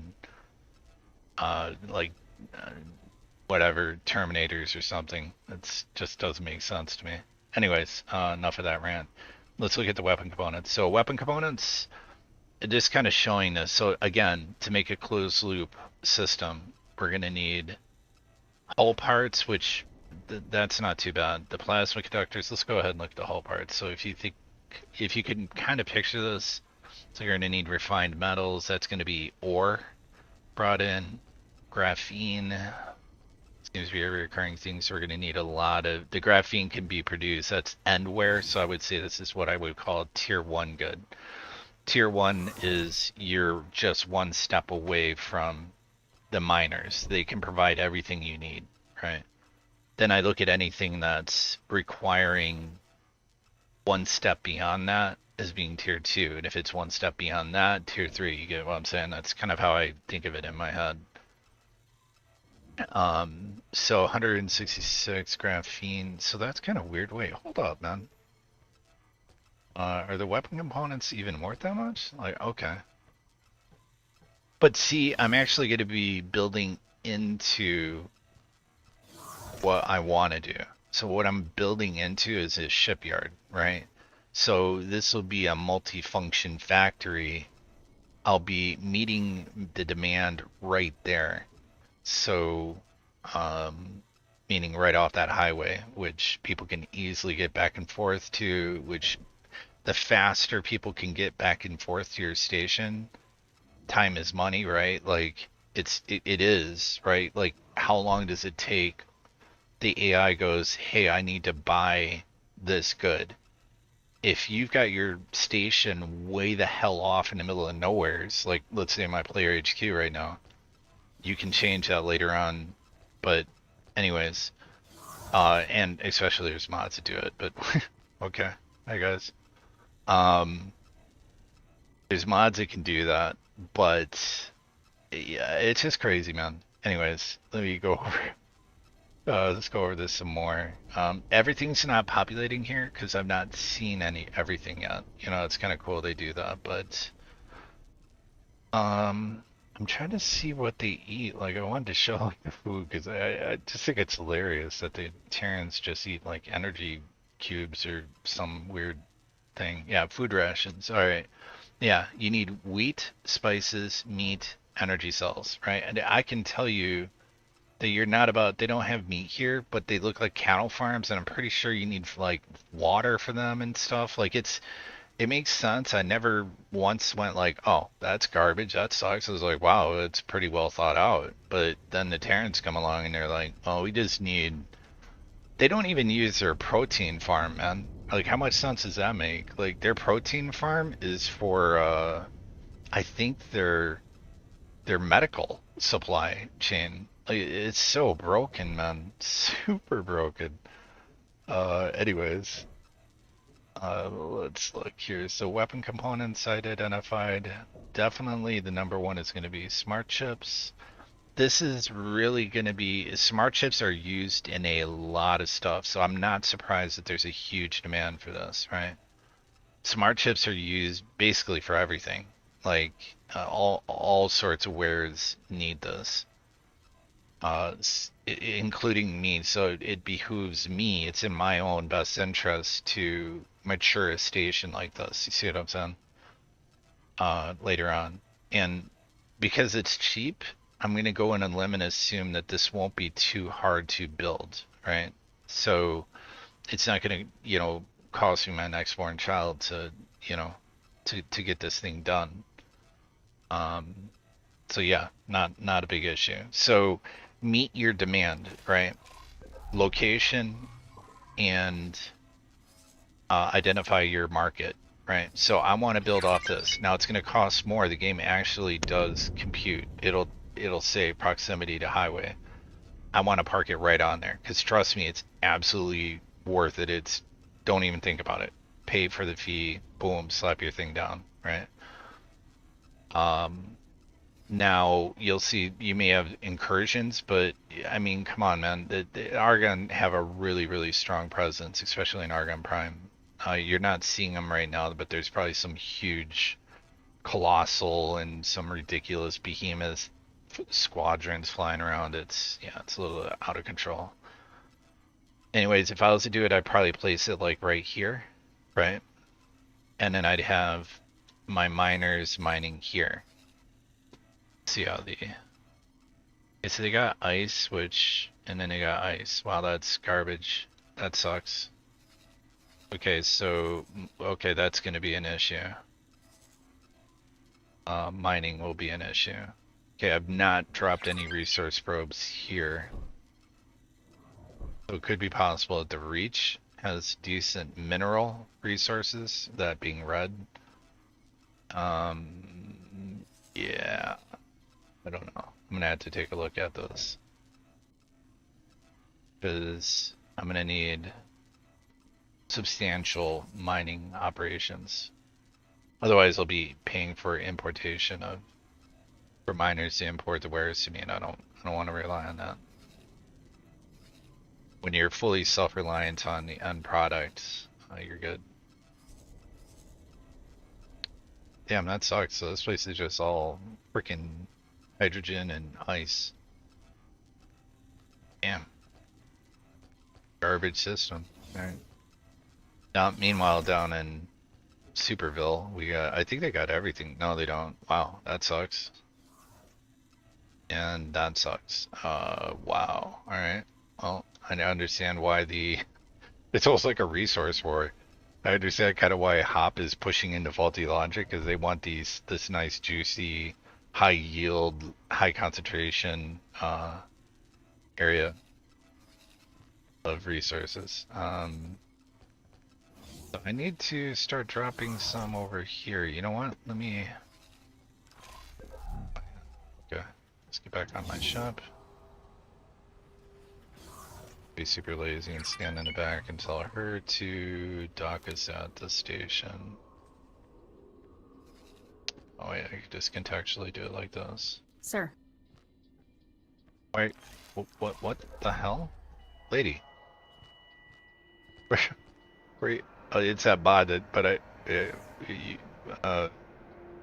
wanna get back in the pilot seat, or are you just gonna? All right, this is really awkward right now. Not gonna lie. Oh, okay. Here. Let me just get in and out of the seat, and that'll make her. Odachi. That'll magically get her to come back. Docking permission granted. Hey. Whoa. Okay. I guess the walk was a little. Okay. Anyways, just nothing to see here. Anyways, so the final parts of my agenda, basically, 2 more gas, 2 more mineral. So when you see me get on, I'll probably do that because that's, I'm not gonna show the boring part of that. I'll probably fleet these guys up because I know there's a new command called Mimic, and I'm curious if I can just get these guys in, say, a trade fleet, and then, you know, just I want to see how that works because I never really did that. Same with the miners. So I'm not having them populate. This list is going to get out of control because I'll have ships that I just park. Once you get teleportation, I just park them at faction reps or pirate stations, and that way I can just teleport to them instead of having to fly to them. But then that leaves you with a huge list. So I would love to also maybe create like a fleet list of, and just name it like jump pilots, you know, or something like that, and that's where I'm going to jump to. Or teleport to. And then I could open that list if I want, just see the name and just rename the ship, what he's at, Pirate Base, you know, the name of the station, or Antigone Republic rep, or, you know, whatever, something along those lines. What else we got going on here?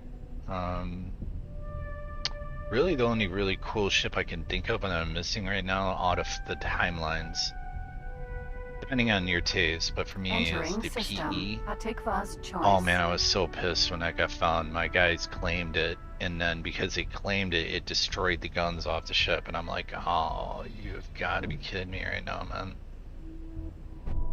But now that we're getting should be kind of close to the base, or not. Yeah. Once I get in there, I'll go to my seat, because then I can, Entering from the system. seat, I can engage Morningstar. setup. Time compression. Oh, yeah. Let's drop a resource probe right here, buddy. Or, I mean, it's not. Alright, that sucks. Might as well drop some, your last advanced satellite, and let's have this guy drop an advanced satellite.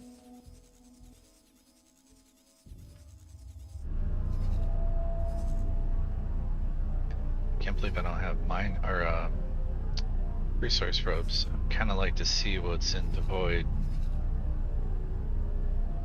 Because then I could actually put something off this highway. It wouldn't be too far. Yeah, that would work. Because then I could get, yeah, that's what I'll do. Because I could get orders from the Hop, which is hilarious. Because when their ships come in, they'll be getting attacked and stuff gets dropped, and it's good times. Same with Argon. They'll be coming in and getting wrecked by Argon, and I'm just sitting there going, hey, thanks, you know, scoop everything up, set somebody to pick everything up. But I'll probably just go right off this highway, like right here, because it makes sense to me.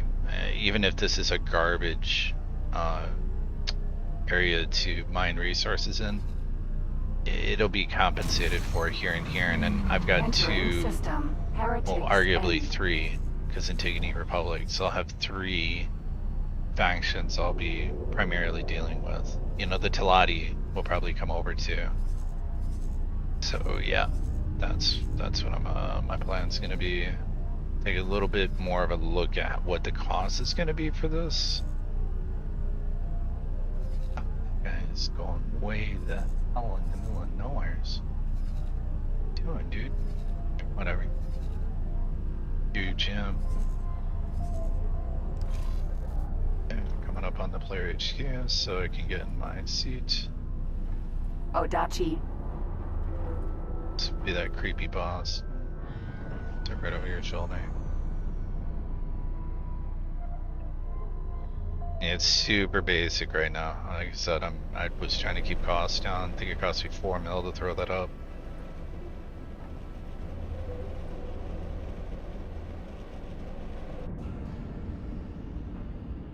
Ending process now.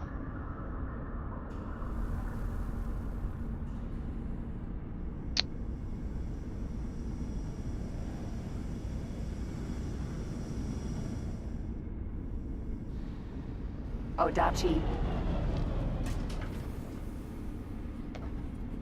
And then I'm just gonna be. I like how the storage is marked, so I'm gonna throw in storage. I only have one M class dock, anyways. Pink. Later. Hey, see ya. Have fun down there. I don't know where you're going, but I'm sure it'll be fun. I like how they do this. It's really kind of cool. I'm almost thinking like this gets shuffled off like Elite Dangerous mode internally. But yeah, it's a really cool system that they thought out for the internal storage.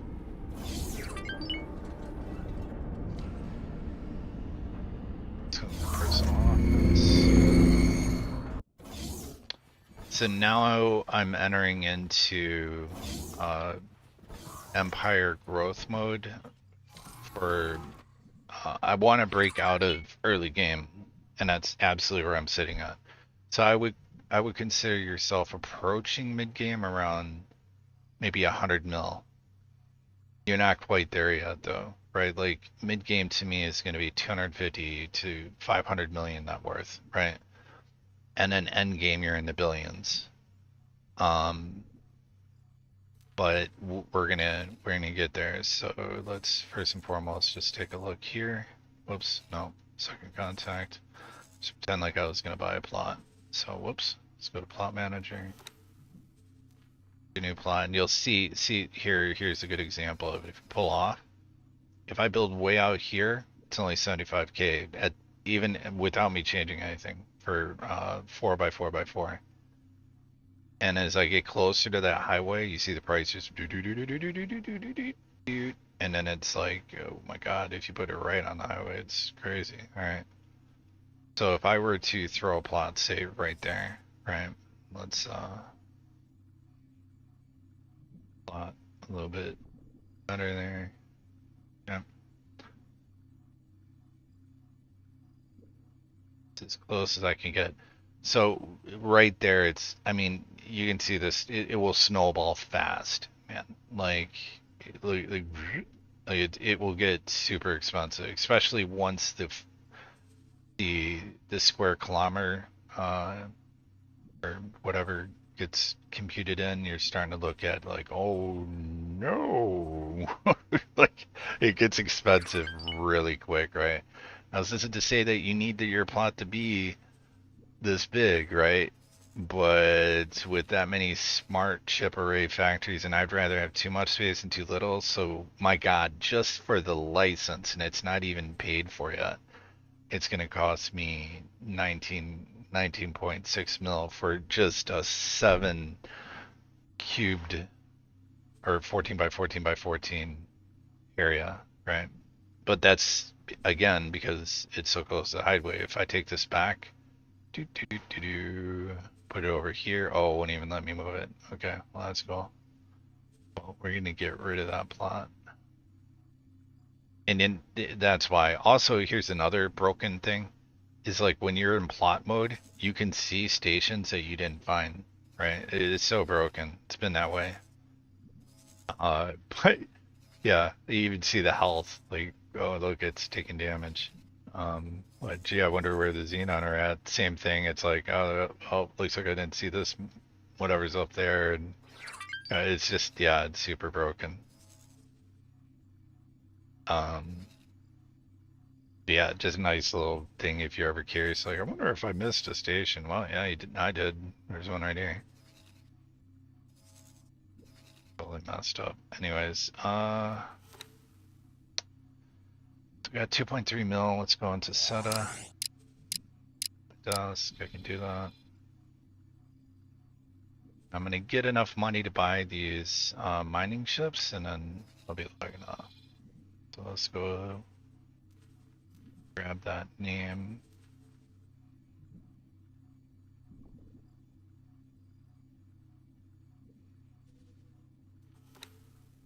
And I can, yeah, I can go ahead and place an order right now, but yeah, I guess I'll do that.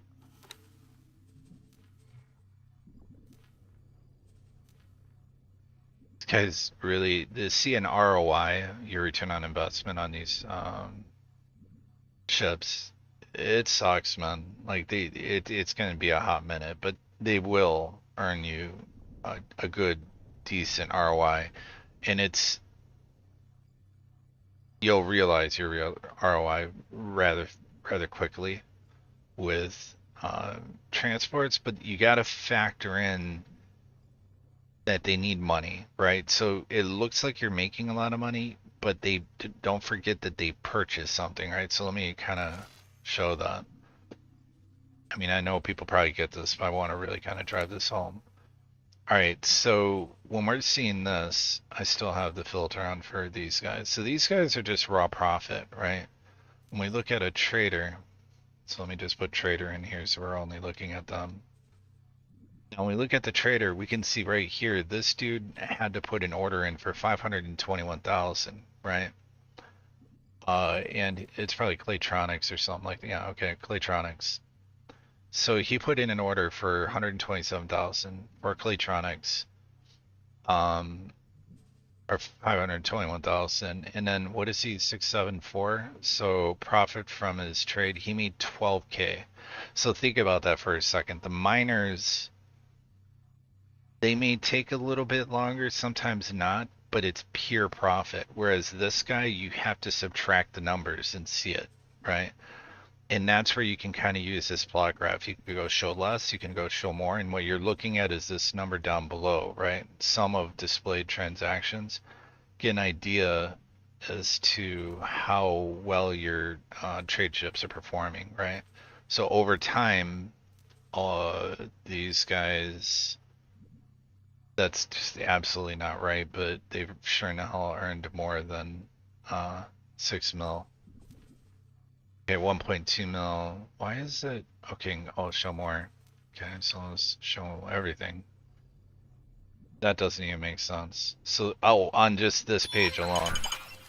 Okay, so I just earned more rep with some faction. I'm not even sure who I just got rep with, but cool. But just off this page alone, off 7 pages of transactions, it's 2 million. See what I'm saying?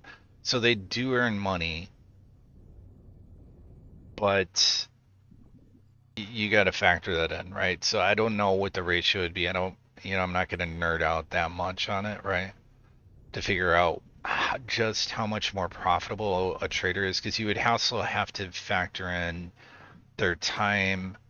How long is it taking them to get there? So if you were to like do a math thing on it, you would go like, okay, how long is it taking the trader from the time he picks the ware up to the time he sells it, and what is he selling, what's he averaging, average that out, and then you got a kind of a plot point as to like, here's to like how much these guys are doing, right? But if we look at, say, and I definitely don't want to be looking at their entire history, so let's get this down to like 1, yeah, that's good. And he always, of course, Captain Obvious is going to step in here and say, an upward trend is a positive, healthy fleet of traders doing their job and earning overall more money for me.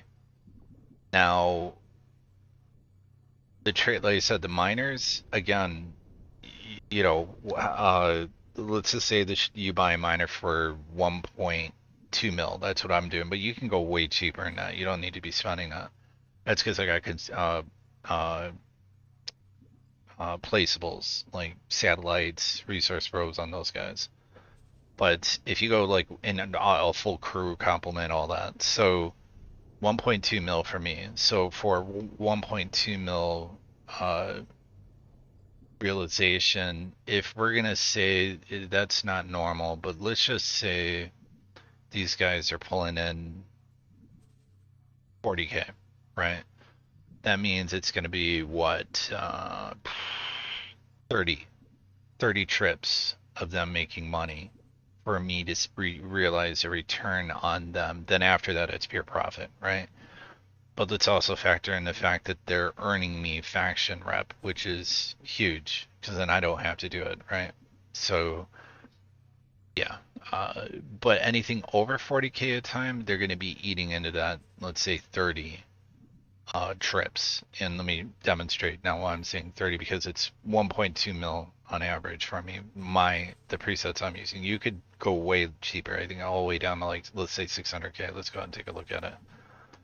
So if we go to the Argon Wharf here, let's just look at it like you're bare bones. You're like, screw it, I don't care. I just want some super cheap, whoops, miner. So you could just say like minimum presets, like bare minimum. Like this dude, I guess he's not mining because he doesn't have anything on him. So I probably wouldn't go with minimum since he doesn't have an ability to even mine. So if we give him low preset, just bare minimum, like good luck, buddy, 400k. So if you factor in now let's say he's able to realize that he's going to be slower, right? He's not going to be moving as fast, but let's just see, is it really that big of a difference, you know? He's going 400 faster in speed. So I guess it's really not that big of a deal right there. It's almost probably a good idea to just go super cheap. Where you're going to start costing money is providing him with consumables, right? As well as crew. So if we look at my loadout, my rock miner is way too, it's a high preset, 2.2 mil. No way, that's stupid. That would take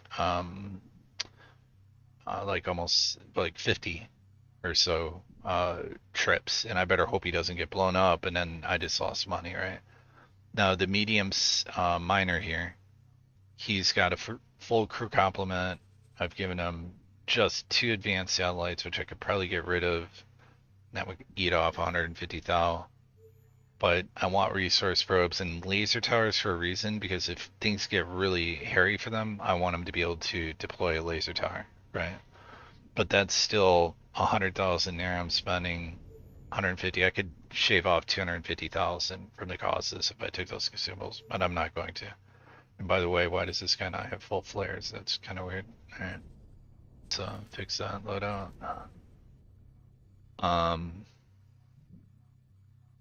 So they're hurting for scanning arrays right now. So I'm gonna go ahead and order some of these Sheb sub. Probably have enough to do all 4, so I'll do 2 here. Go minerals. I'll just go from it doesn't matter, I don't care. They'll get it sorted out. So gas. Gas. 1.3, a little bit more. Firm. I was asked to drop my cargo. Awaiting orders. Tell her to escape and see how she handles that. If I didn't respond to her, she would probably attack him, which is pretty funny. But what I'm more curious about is where is she at? She's in Morningstar 3. So this is SCA territory, which doesn't surprise me. Oh, we got a free family marauder on him. That's troubling. He's gonna be able to get to her. Jeez. I don't think yeah. Yeah, I don't see anything happening here. Right along, let's just go on the setup. Yeah, he's getting interdicted by cops.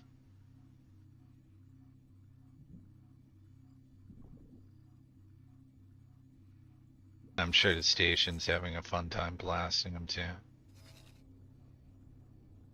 See you later, buddy. Probably wasn't a smart idea. I just wanted to see where he was at. Doesn't surprise me if you go through Morningstar, yeah, or even Heretic Sun. I should almost blacklist Morningstar because there'll be a lot of SCA scale plate packed, and I guess free families coming in. They're probably coming in through this gate right here, or it could be the highway. But I almost want to remove. If I get any more pirate alerts, so that's kind of another thing too, is mitigate. Pay attention not so much to, yeah, you want to contact them and tell them what to do, but you want to really pay attention for a trending issue. Like, I know from gameplay that there's scale plate operates a lot here. Hakuba 2, although there's even a storyline behind it, so it's kind of funny. Got a decent bounty on that ship. I'm not about to try to blow up a Argon warship. Okay, so I already got some mining ships, at least one done. Probably two. Info this dude and change him all up.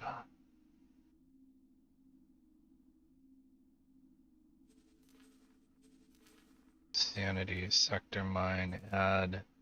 Boom. Okay. This guy did this one kind of cool, so I got a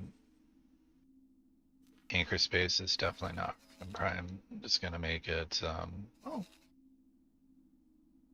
Yeah, I should start mining for the Terrans or something. I don't know. No, KHK fighters will they come into the asteroid belt, so it's gonna have a lot of guys here for now.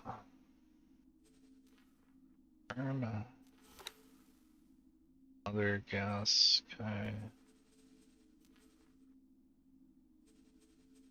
Let's give him his orders and I'll rename him.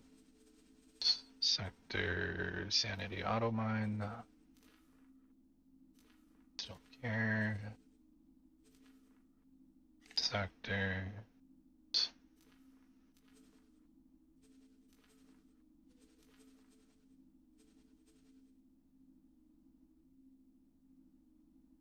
Okay. And now I'm just waiting on the two drill ships to get done. Whoops. Pause game.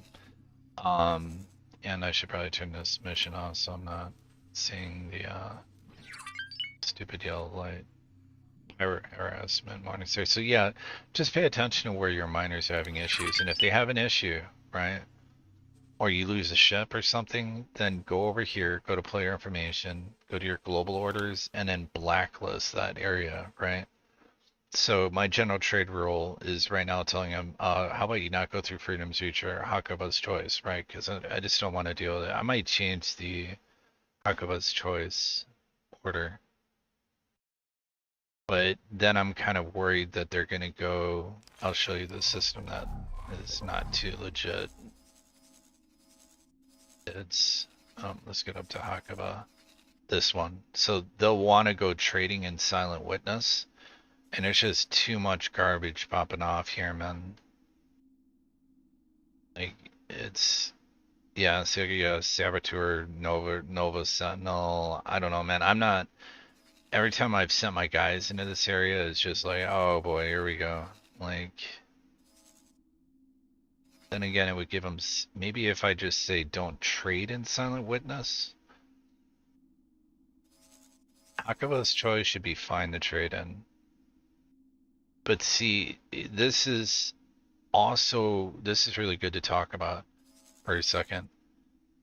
So, this is a good spot for M-class ships to trade in. It is not a good spot for L-class, because guess what happens? These guys have to, they don't navigate the jump gate. It's like they somehow connect to it, and then they utilize that to spool up their own version of a jump drive. And then, what does that mean? They're just sitting targets. They sit there for a minute, and guess what's happening? The Xenon are coming down here, right? So, this might not be the most ideal spot for you to be plopping down something that may cost 10+ million credits for, you know, a mining ship or trade ships, or, you know, I don't know what kind of thing the Zyark patriarchy's got going on there somehow. Oh, alright, the Xenon don't annihilate them, or I don't get it, but So let's go about that. So let's actually do that right now. But it's good to note the difference. So just keep in mind that L-class ships will link to the gate and then initiate a jump. Really, what's happening is Egosoft changed it because they used to like go behind the gate and then go through it, and it would create these massive traffic jams. You'll even still see that kind of behavior. Sometimes they'll go behind the gate and then activate the travel drive, and that's almost like a remnant of the code. But it used to be so broken, and be like, what in the hell? Like they would go around it, and because they're so slow, it was just like crazy, and then be but, and then they go through a jump gate, and you're like, wow, this is. They're like slamming into each other and stuff. If you're there, you're like, all right, that's super awesome. But uh, anyways, now that's why they have the new jump gate. But you have to take that into or jump mini jump drive thing, whatever. It was a smart move, but anyways, you need to be aware your guy's just gonna be sitting there like, well, hope I don't get shot. Um, during the like 10, 15 seconds or so it takes him to spool the drive up. But I don't need to worry about that. So maybe I'm gonna remove that restriction or I'll tweak this a little bit. So, excuse me. If we go to the general trade rule, we'll say, well, of course you're not gonna go through the, I feel like you shouldn't have to specify to your trade ships like, hey man, we're not gonna fly through horde territory. Sound good? I think we want to actually, so general.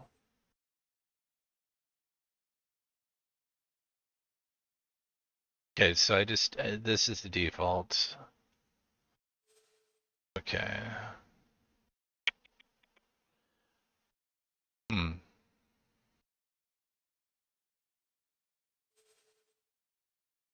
Usually when you create one of these, you're able to say what you want to do. So let me see if I can do, if I create a new one. No, that's not what I'm looking for. Okay, so this one's for activities. You can say sector travel. So I can say, all right, man, I don't want you guys. Okay, so in this case, activity wise, let's add a new one so you'll see what I'm talking about. I'm gonna make this for sector travel, right? So we're gonna call it general trade rule tool rule or whatever the hell I got going on there. General trade rule sector.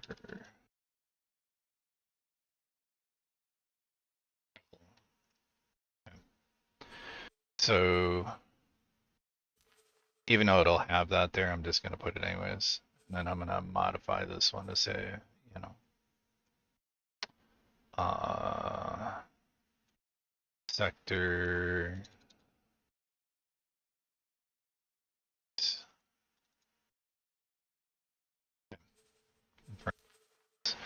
All right, now let's go back over to this guy and we're gonna say, all right, you guys, your activities don't do anything in these, so this still makes sense. But I don't want you guys to trade in the Morningstar 3, I think. Obviously, sector is owned by enemies. This is going to apply to civilian ships. And I'm going to say, well, obviously, we're not, I don't know why this is even there, but I'll just throw it in there. Okay, boom. And that should be pretty much a given. And I don't want you guys going through Morningstar right now. I'm going to have to change this later because my player HQ is up there. So, but for now, we're gonna say I think it's Morningstar 3, but let's just throw that on the happening list. Confirm those changes. Make sure I'm in the right spot. I believe it's Morningstar 3. Yes, it is. Okay. We had a little pirate harassment. I see that probably happening in the future, maybe. Okay, so I'm gonna say it's okay to do travel or trade in Hakava. But I really don't want you guys doing trade in Silent Witness. So let's go tweak that. It's just too much drama there. Oh, you know what? Yeah, because here's what'll happen. Let me speak from experience and share with you what can happen. If the Xenon break through with a capital ship, guess where they're gonna go? 9 out of 10 times they're going through this jump gate, right? When they go through this jump gate, guess where they're gonna be kicking it? Right here. And guess where a lot of your trade ships are gonna be going? To right to these spots, right? So this K will come in, or an I, and you'll be like, uh-oh, and wondering why all your guys are like, we're under attack, and you look and you're like, oh my God. So that's why I don't like to trade here, is because they have these stations right near the highway, makes them seem really, really enticing, right? They're not. It's really bad juju. So, Silent Witness is going to get added to the blacklist for activities. So let's add Silent Witness to that. Confirm our changes. And see, this is how you can kind of start tweaking things. Let me go over some of these other ones and then I'm going to be done.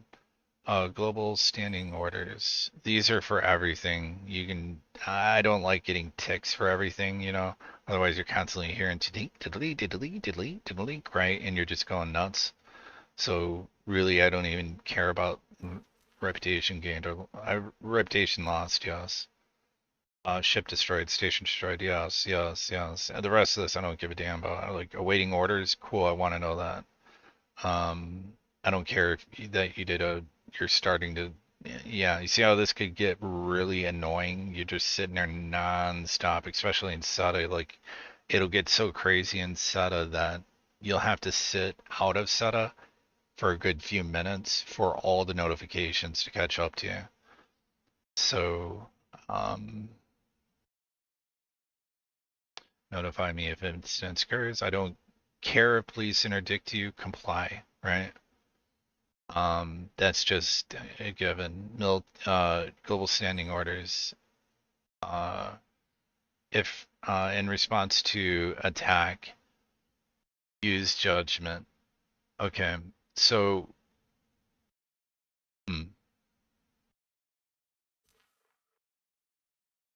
escape and deploy laser towers is going to be my new thing.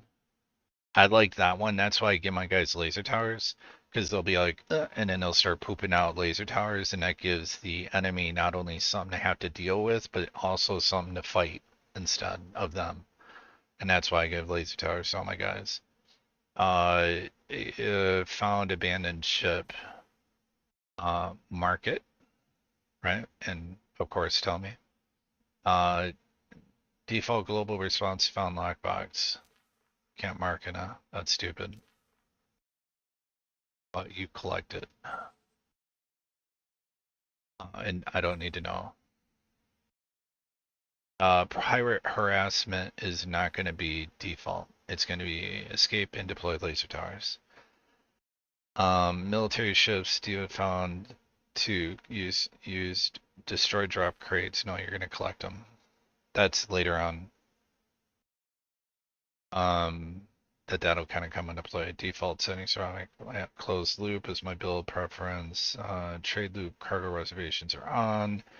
Default setting for ship weapon and turret behavior is going to go to shoot missiles first, because that's what the mod chill turrets is. It's got it. Once you set that, then it's gonna, yeah. It just trust me, it's smart. It's really, really, really smart. Except the estimate here on the balance sheet. Let's look at some of these other global orders, because this is really where you can make the game a lot more. You can really start diving in and making the game a lot more interesting. Marine protection. Current ship will wait for you when the relief pilot takes over. Your ships will wait for you before undocking if you're on the ships. Yeah, see, this I usually will catch right away, where I'm just preemptively thinking about it. Like when I get out, you can't do it when you're in the seat. When you get out of the seat, just right click your ship and remove all orders and assignments. And then that way your dude's not gonna dip off without you there. Another thing I would recommend is the pause. I have it set to my middle mouse button, because you're always resting your finger on that. And then I also changed target nearest enemy to the side, one of my side mouse buttons. So that way it's really easy. If I like where this can come into play where it's really useful. So let's say you're trying to grind rep and you're flying around station. So you go around the station, you're waiting for stop that criminal sort of thing, right? If you'll be looking, you'll be like, damn, where's he at? Right? But if you have that button target nearest enemy, you'll just target him and say, oh, he's over there, he's behind this, habitat or construction facility or a production facility, whatever, and just go take him out, right? Just make sure you watch your background. You don't shoot at a dude with, say, some plasma cannon or something equivalent of like the ridiculous experimental shuttle on full auto, because you're probably going to kill like the innocent bystanders that are going to work, and whatever they're doing, in front of them, behind them, hit the station. The station's going to get pissed at you. So, yeah, just don't dumb, I guess would be what one of my friends would say. No dumb here.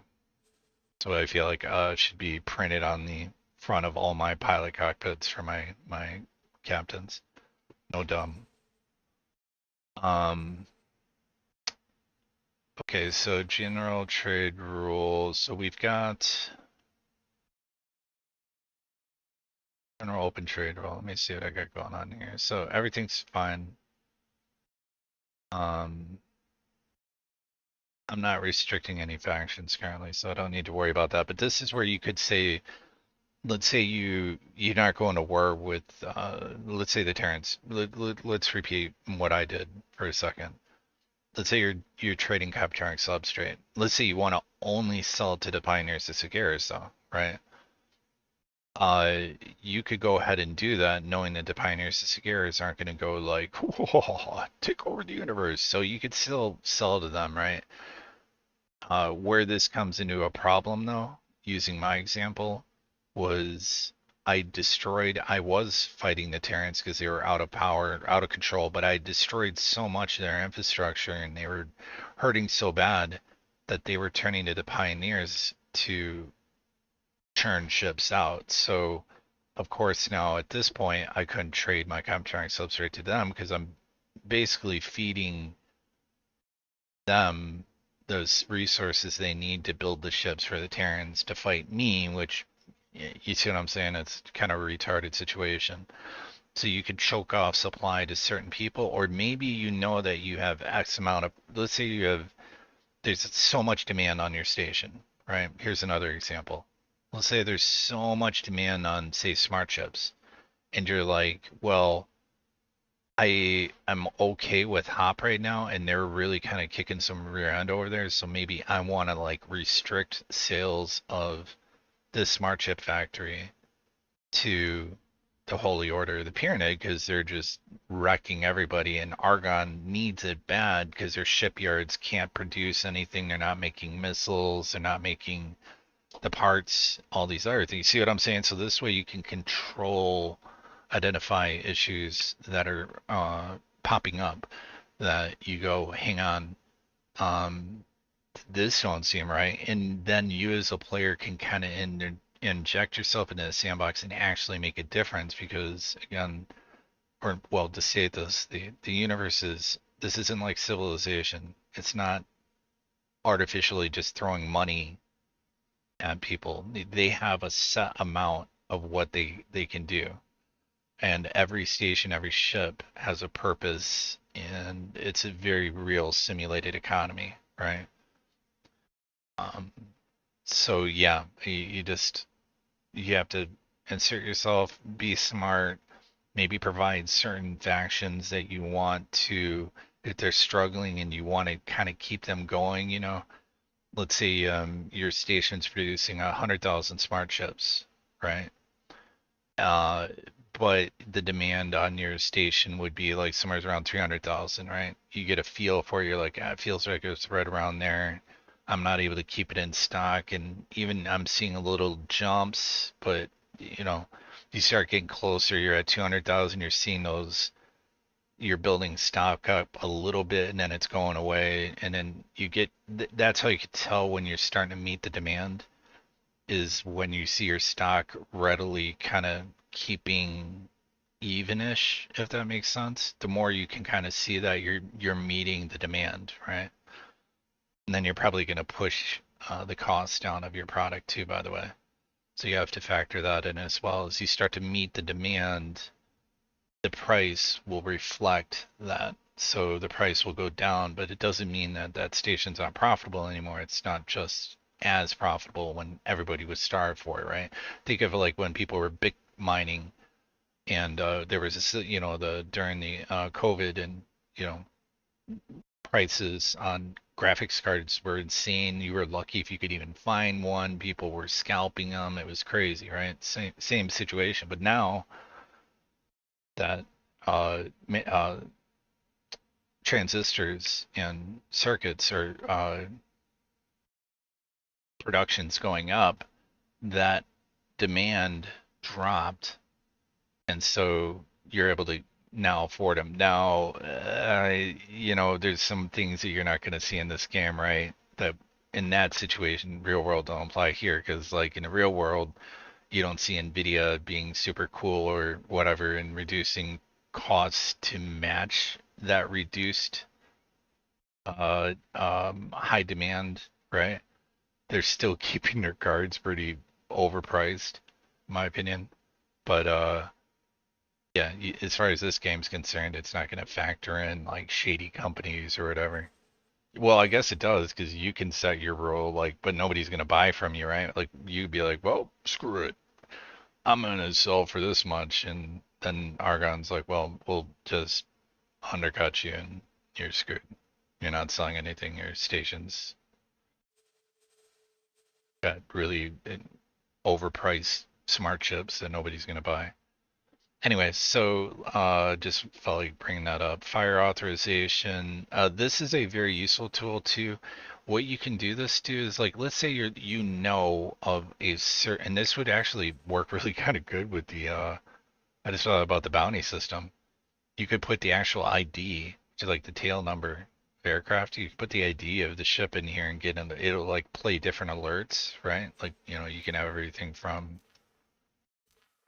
whatever, like, and you can make it repeat, or whatever. You can change sectors, you can say objects, but where this really kind of gets really cool is, let's say you're worried about a certain gate, like that one gate I pointed out, and you want to know, is a K going to go through here and just rectify everything I've got? Okay, you can solve that issue, right? And the way you resolve the issue is to create an alert and say, tell me if a Xenon capital ship comes here. So let me show you. So you can actually change the class, and you can say, hey, let's not have any object. I want to be told if any L or XL ships come through of Xenon. Right. And this way now everywhere it's galaxy wide, or you can choose your sectors, right? Certain sectors. But it's a really kind of neat way to be alerted, and you could set the tones to all these different things, if you want this instead. Something that's different from what you're normally hearing, but you hear it and you're like, whoa, what's that? Uh-oh. That means that there's a Xenon L or XL ship that's came in, right? So that's really kind of an interesting thing you can set for. Fire authorization overrides are really interesting. So like, let's say you want to create a new override, right? So by default, you're just going to act the normal way with that faction, right?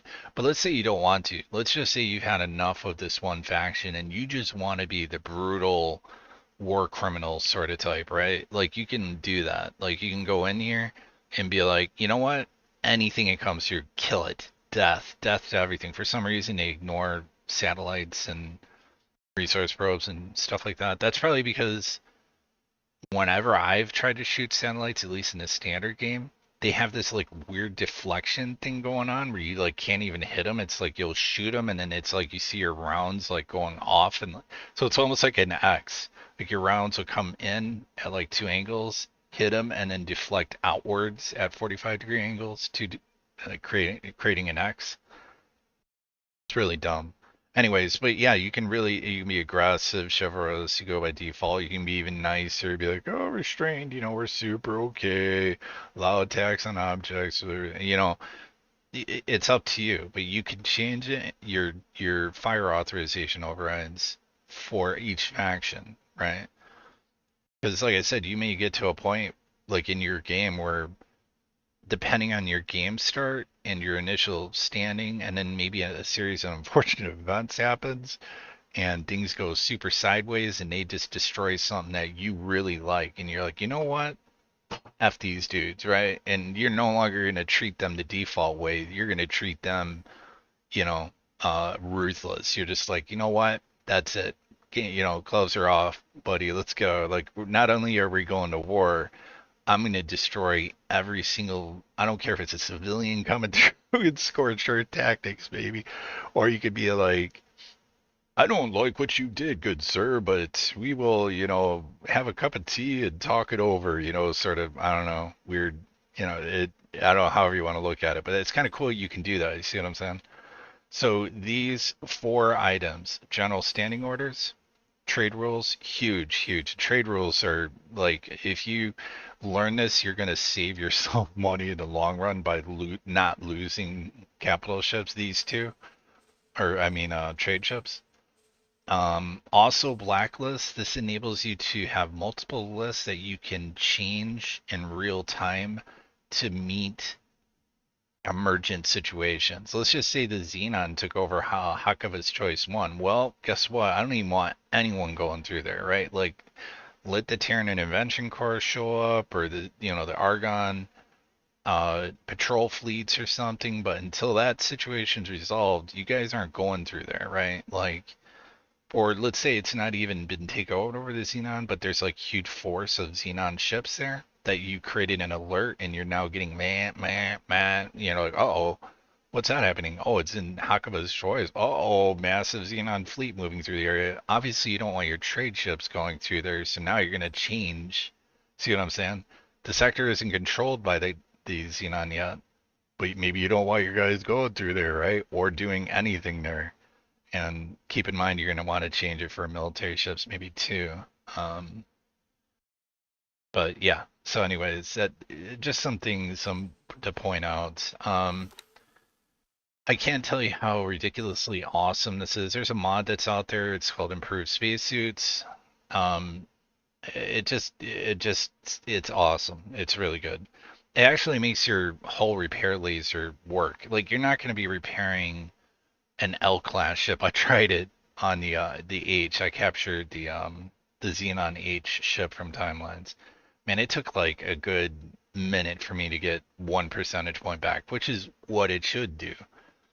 But you can realistically repair M-class ships without, having to put a weight on your, a weight on your space bar and then go grab a Snickers because you're not going anywhere for a while, sort of thing, right? This actually makes it so you can actually repair smaller ships in a relative. It's not like OP, but yeah. The hand laser is better. Just, I don't know why you really would need this to be too much better, because it's not like you're getting out of your ship and attacking vessels. I'm sure this thing's not going to do that much damage, but the thrusters are really nice. You can move, like, I think 3 times faster, roughly. I think even boosting in your spacesuit, you'll get like 10 meters per second. And then this will make it 30 meters per second. It's just quality of life. Logbook. This is really, really good, and I actually have an expansion on this. Is this Venture Logbook? Oh yeah, that's interesting. So I'm playing modded, and one of the mods I have allows me to do ventures. Guess what? Ventures are disabled right now. But this guy, it's still holding, it's still working apparently. It's cool. You won't see visitors in your universe, but what you can do is go to, let's say my player HQ, I'll just go to plan build. And if I go down here, oh, okay, well, I can't get them yet. I thought it would be under others. You will get it though. It's interesting. You can get these blueprints for creating a venture module, and then it just mimics the behavior of the venture system because, you know, Ubisoft blocked us all out. If you used mods, you can't use it. And then they were like, well, we'll think about certain mods and allowing certain mods, and you're like, well, it's not even working right now. I don't know what you guys are doing, but I want to play with mods because mods are awesome, right? You use the mods to play the game the way you want to play. Because there's the fleet logic system there's one I'm using. Oh my god, it's amazing. I don't know, like EOSoft, I really think should reach out to some of these mod authors and go, hey, do you mind if we use your code? Maybe even pay them. Like there were certain games I remember if they found like you could show them how you cheaters were doing it, they'd pay like $500 or whatever. They should have some like that. Like, hey, do you mind if we use your code? And then throw them some money for it, right? Like, cause that's legit cool. Or give them so many copies of the game to give out free to friends, right? It's not like you're losing profit because people can pirate the game, right? It sucks, but it is what it is. So maybe give them some free copies of the game. Give them a shout out in a local thing, like an attention thing, like some games do, like for created content. Because the reason I'm pointing out is the fleet behavior. This guy made this mod that was totally off my radar. I found it and I'm like, oh my god, this guy gets it. And I can't remember the name of the damn mod, but it is beyond awesome. When it comes to fleet logistics, your ships will actually not be retarded. And what I mean is like, okay, an example of my player HQ so you can kind of understand. So I've got this my H and it's being guarded by the F, right? Okay, so a ship came over here and was messing with me. Yeah, he shot some shot. I think he clipped me. Well, that pissed off the H. So the H is like, round away, open fire. And I'm like, whoa, chill with the seismic rounds, guys, because they're almost hitting me, right? I'm like, I've got this, I'm fine, right? But it was interesting because then the fighter was fast and he was able to outmaneuver the H. So he boosted off. But this guy, the F was on him, right? But so he started taking hits, but smartly he would back off. When he saw his shields getting hit, he didn't go, kamikaze mode. He was like, okay, time to like you're a player. He reacted like that. It was really smart. He backed off. And that's how these ships do too. The L-class ships have so many options now for them. Let me see if I can't bring it up. Let me see if it's even there under the behavior tab. Well, for one, I also have a thing, so the close formations, so the formations are brought together, because I always had a problem with, like, one dude dipping, like, because he can turn his, travel drive on while his wingman's, like, being shot, and he's like, well, sorry for you, buddy, but I'm not being shot, and I get, no, that's not going to happen. He's going to stick with his buddy, right? Like, it was so stupid. Like, especially you'd have like a group of, let's say, 20 Nemesis, or like 12 I would have in my last game. Like, you'd have the one guy who's the leader, you say, attack that station and coordinate attack. And you're like, all right, we're going to do the coordinate attack. Let's go, man. And it's like he's going off while everybody's having coffee and they're not even engaging their travel drive. Dude gets on scene, he gets blown to hell, and then like the next guy is in literally the rear of the fleet.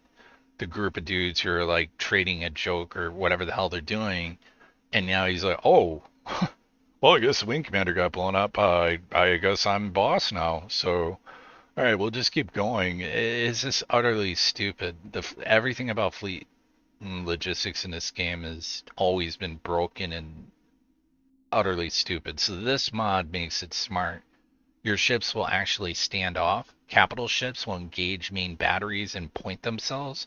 They will encircle fixed positions. Like, it's really badass, man. Like, it's super cool. Like, it's like they'll encircle them and then inch in and hit them until they can start engaging them. Or you can change that behavior if you want, but they're not going to do these retard maneuvers like I've seen with, like, let me get real close to this guy so you can see his silhouette. Well, Asgard's easier. So let's imagine if this guy was flying, this would be the attack order right here. for Xenon Station. This is what an Asgard would do. He'd be like doo doo doo doo doo and fly around the station, giving like a sightseeing tour. Not even using his main battery or his secondary batteries for that matter.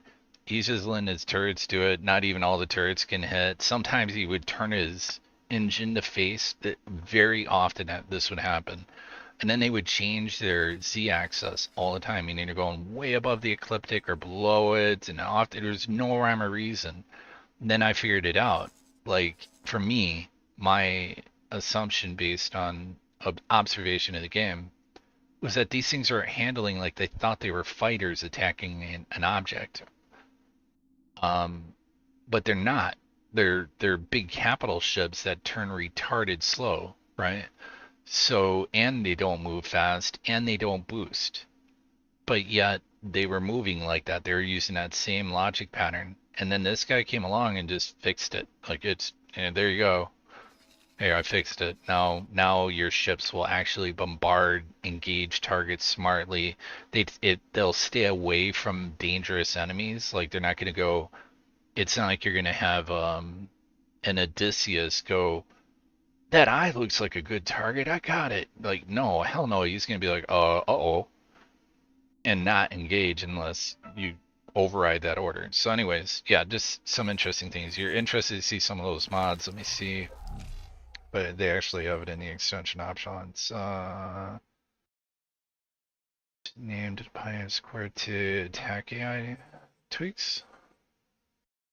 Yeah. I think this is actually Quertu's attack AI.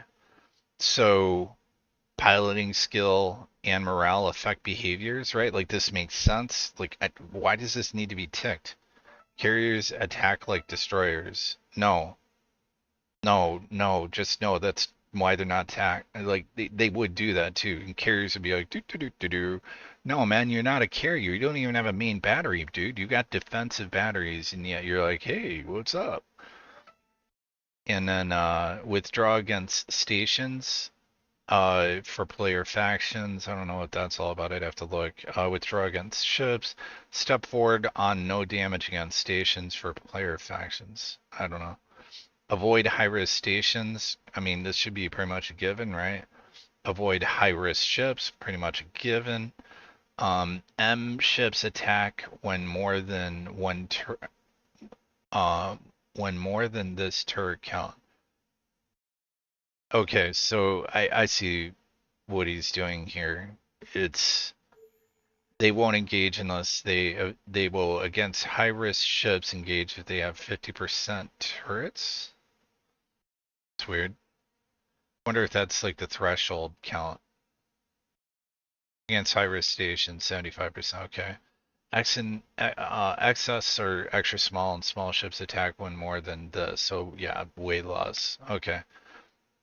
And it's also the behavior. I can't tell you. You just have to see it. It makes way more sense. Dead air tweaks. What's this do? I don't even know. Yeah, I mean this is all kind of common sense. Makes way more sense stuff. And then I love this, the fact that we even have this now too, the Headhunter, because now I could, if I wanted to, I don't have a ship capable of taking down an eye. I absolutely can destroy Ks myself, right? Especially with the Adachi now. But it's, once you know how to fight Ks, so I could go out here, make 6 mil, make 8 mil, so it's added another layer to the game of, it makes it interesting, and it makes sense, right? It's not like a broken mechanic. This makes sense that people would put bounties out like, uh-oh, we're having troubles with this dude. We're putting a bounty on this ship. Right? Makes sense? Anyways, I'm gonna pop off because my phone's blowing up and, yeah, gotta get something to eat. So, take care, and, I will check comments later. Anybody call it that, please let me know if you're interested in maybe, like just like a live chat thing where I'll get like another monitor or something, set it up and have chat with you guys. So, but anyways, take care, happy gaming, and I will be on later.